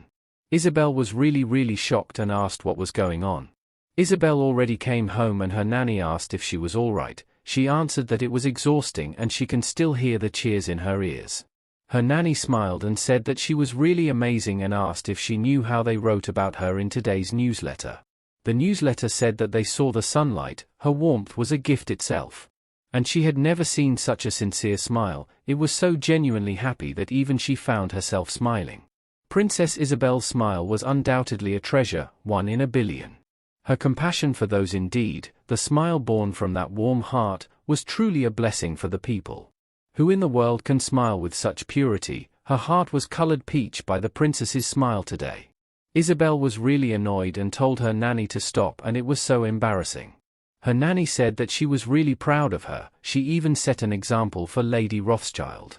Isabel was thinking that Lady Raina must be really upset that she took the top spot, and she was always so naughty. And she was asking in her mind what if she takes it out on Yuri, and was Yuri doing okay? And so she asked her nanny if she will hear any news about Yuri later, will she let her know, and her nanny answered yes, she will. Her nanny said additionally that today was the princess's day, so she had prepared a special dinner, and Isabel said that she was the best nanny. Her nanny was walking outside the palace and thinking that the princess will have many more occasions to stand before the people in the future. Since she was the cutest in the empire, she will shine even more in the cutest dress in the empire. And all of a sudden the nanny hears the guard said to get lost and asking how dare she come there. The nanny peeks and asks in her mind what was all that commotion, then she hears a girl saying please let her see the princess. And it was Yuri, kneeling and pleading with the guard. And so the maid told the guard to wait a moment, and she was Ruruka, Princess Isabel's nanny. And said additionally that the child was indeed a guest of the princess, and the princess personally asked her to bring her. The guard said again that there must be about 3,000 people claiming to be the princess's nanny in the world, and she thinks something will fall into her lap just by using the princess's name, and those pets keep buzzing around with donations. The guard shouted to Yuri to get lost like a beggar, like a fool, and Ruruka said no, and there was an invitation there and she was pleading with the guard to check it. The guard got angry and grabbed Ruruka's dress and asked that today alone, does she know how many fake IDs he had seen? Ruruka said okay and to wait a minute, and all of a sudden someone said that it was enough and grabbed the guard's hand off to Ruruka. And told the guard that he shouldn't start with threats like that and shouldn't he properly check the ID first, and Yuri immediately run to Ruruka. The guard was shocked, and it was his captain, and the captain was holding the guard's hand and asked if he checked the ID properly, and the guard answered yes he did. The captain got angry and asked the guard if he was lying right now, and so the guard said sorry and he will check it again. The captain said that there was no need, and she would check it herself, and so the captain checked the ID and she suddenly punched the guard's head and told it that it was a real ID. The captain suddenly said sorry to Ruruka, and it seems she disregarded the princess's will and pleaded to forgive her subordinate's rudeness, and she will visit the princess herself and apologize soon. Ruruka was staggered, and the captain was talking to her subordinate, and Ruruka was saying in her mind what a splendid person the captain was. Yuri arrived at the palace and Isabel asked Yuri what happened and pleaded to tell her without crying. Yuri answered that the truth was, the support from the Rothschild family had been cut off. Isabel was shocked and asked even though she was the top student at the Olympiad, they kicked her out, and that wouldn't be good for the Rothschild either, would it? Yuri was trembling and answered that it was because she was falsely accused of stealing. Isabel was shocked and thought in her mind that she was sure Raina's influence was behind those. They wanted to expel her but couldn't find a good reason, so they falsely accused her of stealing. Just like in the original story where someone tried to frame Isabel. Yuri was really crying and said that she didn't do anything and pleading Isabel to believe her, she really didn't do anything, and pleading to help her this once. She held Yuri's hand and called her a sister, and she was thinking that the children kicked out from the Rothschild were being sponsored by the Pelosi family and it was all connected to political issues. If that happens, they will be at odds with the Rothschilds. Even so, she truly wants to help Yuri, and so she told Yuri that she will find a way. Yuri suddenly sat down and said that she was fine, but her mother. After that the Chamberlain and Isabel were talking, and the Chamberlain said that she had heard the general situation, and Isabel was telling in her mind that as expected from the Chamberlain, she was quick with information from the palace. Isabel answered to the Chamberlain that yes it was, and she was thinking about how she can help Yuri and asked if there isn't a way. Chamberlain asked why she wanted to help her and there was no benefit for the princess, and Isabel answered that she still wanted to help her. She can't just ignore it, her burdens feel too heavy, and she seems to be struggling alone. Then she suddenly remembered her father said the time that she was born that she was useless. And so she said in her mind that she was not useless, and she believed Yuri will become someone indispensable to her. The Chamberlain looked at her and suddenly said in her mind that her resolve was already over.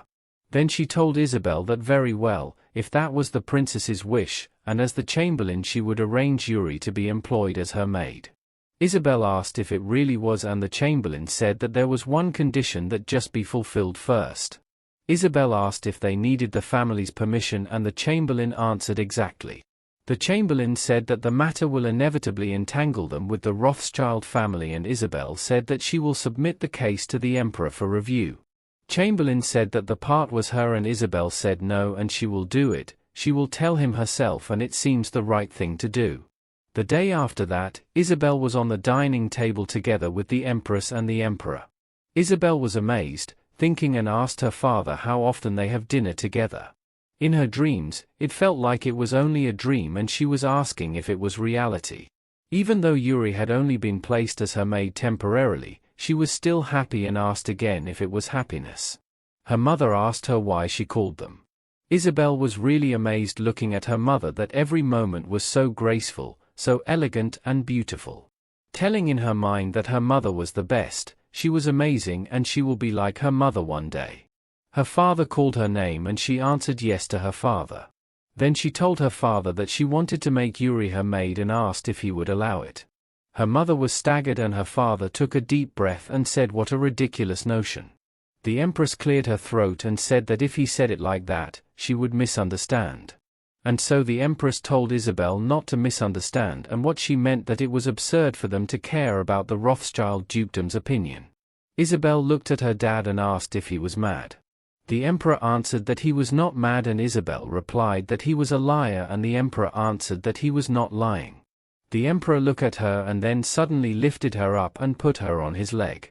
The emperor touched her face and told her that she should do what she wanted, and Isabel replied that she has heard that even the smallest things can become big weaknesses, and her father told her that it was not something she needed to worry about. Isabel asked, "Will it really be okay?" and her father replied that he was stronger, and that's what she had permitted him to say. After that, Isabel was so worried, and the chamberlain asked what she was so worried about, and Isabel answered that, well, if Yuri becomes her attendant, her family will have to move to the capital too, and asked if she was right. And just for one family settlement, the cost would be over 10 million luden. She was thinking that the prize for winning the Olympiad was exactly 10 million luden. It was not that she was stingy about spending money on Yuri, but if she spent all of it, she won't have any money left to support Namor. And she didn't want to give up on either of them, and she was asking herself what she should do in times like that. Chamberlain said that if it was a matter of cost, she doesn't need to worry, and she will be receiving 10 million luden every year now. Isabel was staggered, and Chamberlain said that from renting out the engagement stone, she will earn 10 million luden annually. Isabel asked if it really was, and the chamberlain replied yes, and Isabel said, "I love you" to Chamberlain, and hugged it. Isabel asked if she will be earning 10 million a year, and the net income will be 10 million, so how much does that make for the annual salary? Chamberlain said to let her go, and Isabel replied, "No way, she won't let go and run away if she can." Isabel happily said to Chamberlain that she was the best. Honey Badger turned to be Arun again, and he was lying on the grass, closing his eyes and thinking that even after coming back in his form, there were scattered memories that resurface. It was dazzlingly bright, just looking at them made him happy, a person who shone as brilliantly as sunlight. This time, he wants to remember properly. As a honey badger, he remembered that he was Arun. He returned into a honey badger, then he was asking where it was, he didn't know who he was. He didn't know, but he missed her. He laid down on Isabel's bed and asked who she was, a shimmering childlike sunshine. The next morning, Arun was still in honey badger form and Isabel was already awake. Lord Byerton and Isabel travel using a carriage.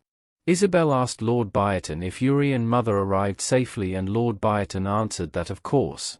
His direct subordinates went with them, so she needn't to worry, and they must have arrived safely. Then all of a sudden the carriage bumped into something in the road and they tumbled inside the carriage. Lord Byerton asked her if she was okay and Isabel answered yes, she was fine. Lord Byerton got off to the carriage and said that he would go check what was going on and what was happening outside, and that's why she should ride carriages on such narrow roads. The guard that was riding the horse asked if they were all okay, and there they must have been scared. Princess Isabel was staggered and thinking that the person had long red hair tied in a ponytail. Tall and imposing, even the silver armor couldn't hide the aura they possessed. And there was only one person described like that in the novel, the outer fortress guard captain, Kyrian. She was really amazed and said in her mind that it was really Kyrian, and asked if the person in front of her right now was her favorite, Kyrian. Kyrian asked Lord Byerton if it was him, and Lord Byerton asked why she was there. Princess Isabel hurriedly got off from the carriage and asked if she was the outer fortress guard captain, Kyrian. Kyrian asked if she knew her, and Isabel was pleading to give her autograph, and the guard captain was shocked. Kyrian was amazed and said that she didn't realize that she was the princess, and asked for her deepest apologies. And she was actually planning to request an audience with her, and she had something to discuss. And by the way, she was the first royal to even ask for her autograph. Isabel hugged Kyrian and said that it was because she was so cool, strong, handsome, beautiful, and she had it all. Kyrian replied to the princess that she has quite a unique taste. Isabel was riding the horse together with the guard captain, and she was mesmerizing in her mind that she couldn't believe she was getting a ride on her favorite character's horse, and that is what it feels like to win as a fan. The best, awesome, and she was so happy. They had already arrived and Yuri was waiting for her. Kyrian greeted Yuri and asked if she brought her mother safely, and Yuri answered yes and thanks to her. Yuri told Princess Isabel that her mother would really like to meet her, and Isabel asked if her mother really wanted to meet her. She asked Yuri if her mother was not feeling well, right, and she would like to meet her herself. She was dashing and Yuri told her to wait. The moment she got inside, she saw Yuri's mother was trying to get up on the bed and said that she wanted to personally come out and thank her. And said additionally that she was embarrassed for not being able to show proper courtesy. She was staggered and saw Yuri's mother was really not well. Then she remembered in her past life that she was really sick and was bedridden at the hospital. Yuri held her hand and said thank you for employing her as her maid, and for allowing her mother to come to the capital with her. And she was truly grateful that she let her continue her studies and that she can receive medical care in the imperial palace. Then all of a sudden Yuri's mother called Princess Isabel, and Isabel was shocked and twisted backward and told in her mind that she had forgotten. She suddenly felt her pain and remembering that she was sick. Then Kyrian asked her if there was anything uncomfortable, and Lord Byerton was running forward to check her. Isabel was shaking and saying in her mind that just moving would be incredibly painful, because she went through it.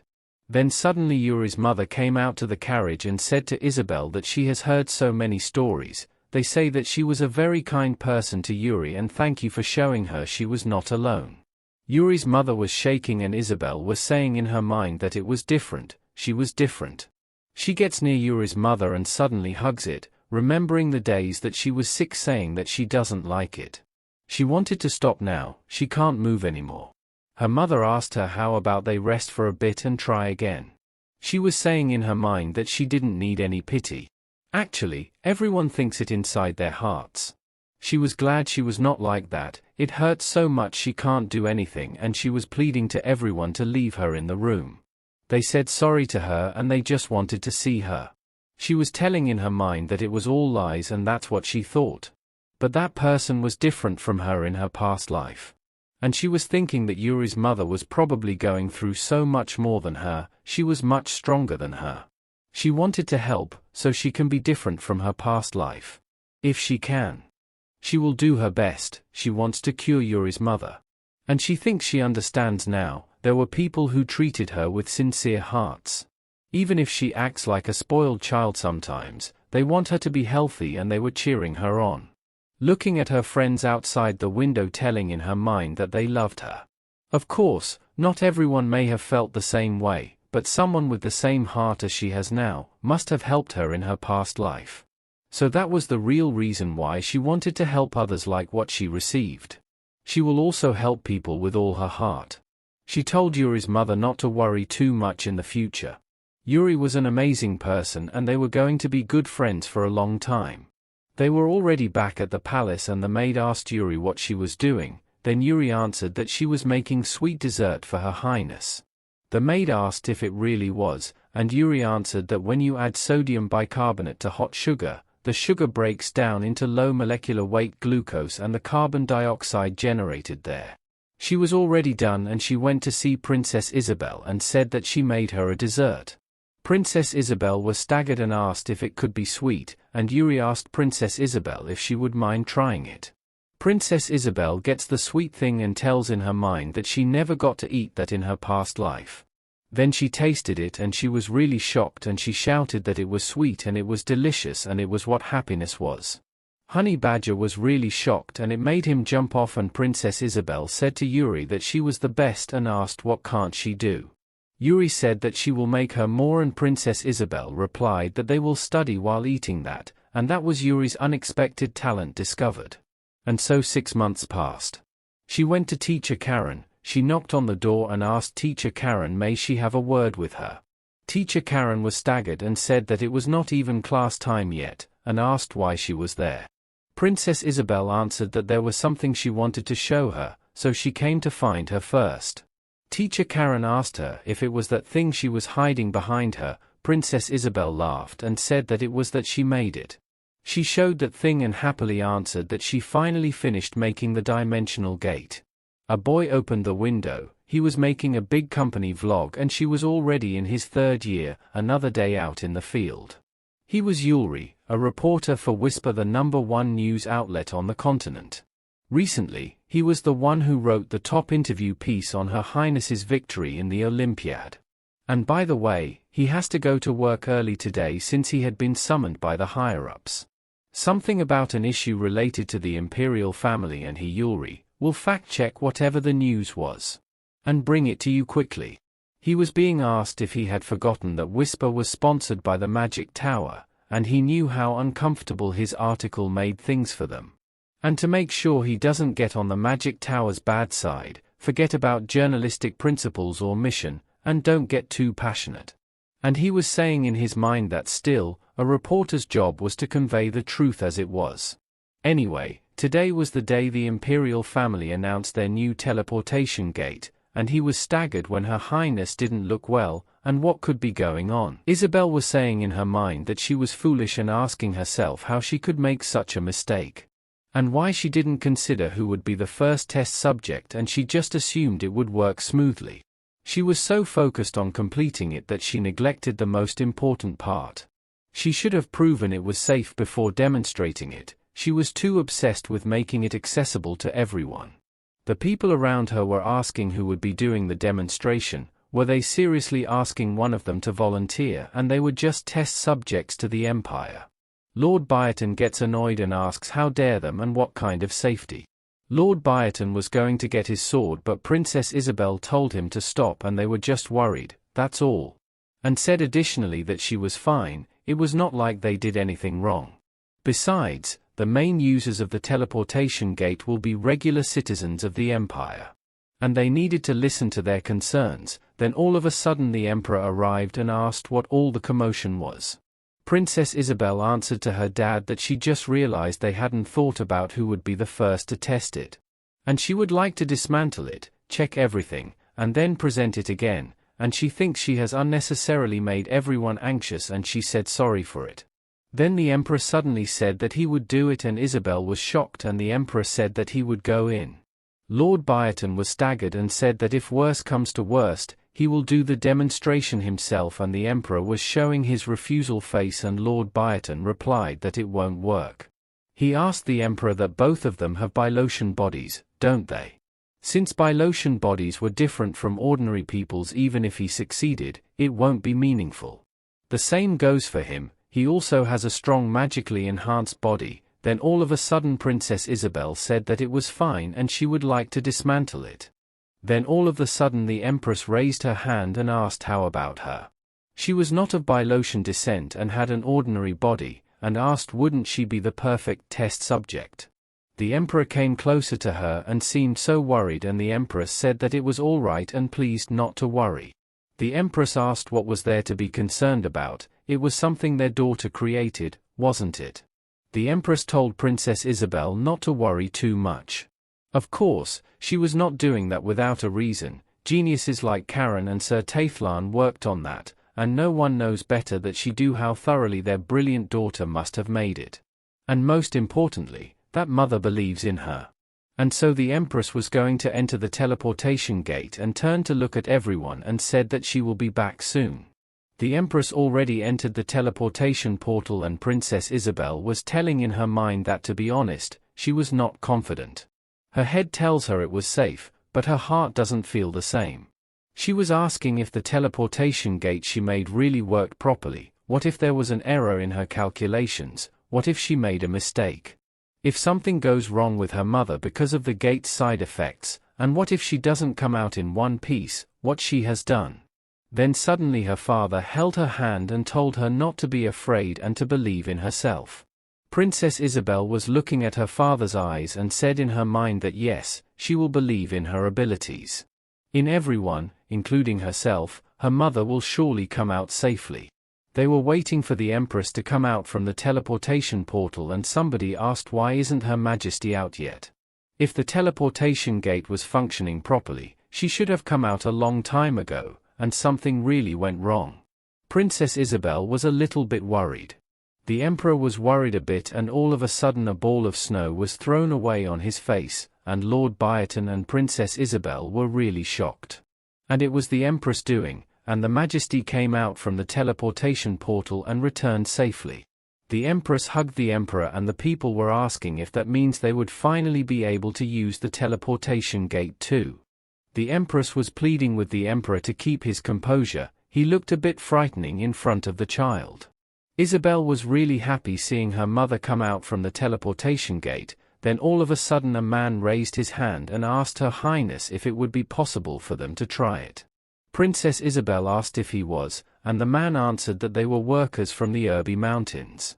They find genuine fulfillment in protecting and caring for the mountains, but with the steep slopes, which were almost dangerously high, and the blizzards that freeze life itself, the unique conditions have left most of them with lingering effects. Despite that, they take pride in their work and have always accepted it. No one ever thought they could reach the mountains using a teleportation gate. After today, many things in their lives will change and they were very thankful for Her Highness. The reporter named Yulri was there and he was really staggered, saying that an untested teleportation gate by a 7-year-old princess. And he was asking if they were really placing the citizens of the empire on the line. Does a young princess understand the harshness of labor, an unrealistic fabricated concept? And was the royal family's ongoing image-making really fine to overlook that? Isabel was thinking about what the man said and she said yes, that will be enough.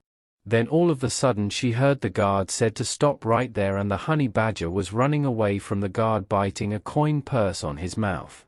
She was really shocked and Honey Badger jumped into her and she asked Honey Badger what was going on and what was all of the commotion. The guard was pleading to Princess Isabel to hand over that badger and Isabel was asking what was going on. The guard answered that that creature stole gold coins from the palace treasury and ran off and Isabel was really shocked when she heard it. She put down Honey Badger and told it to sit up straight and said that stealing was never okay and that was wrong and asked Honey Badger if he understood. Honey Badger said that understanding was not possible and Isabel was his miser, and for a miser, money was equal to happiness. He wanted to give happiness to miser. Then Isabel replied and asked because he wanted to make her happy and where did he learn the word miser. Isabel was consenting and said that she was happy that he thought of her, but that was not okay. Also, miser was not a nice word. She said additionally to Honey Badger that giving happiness the wrong way isn't right, it was something that would even embarrass her guardian, and it was her.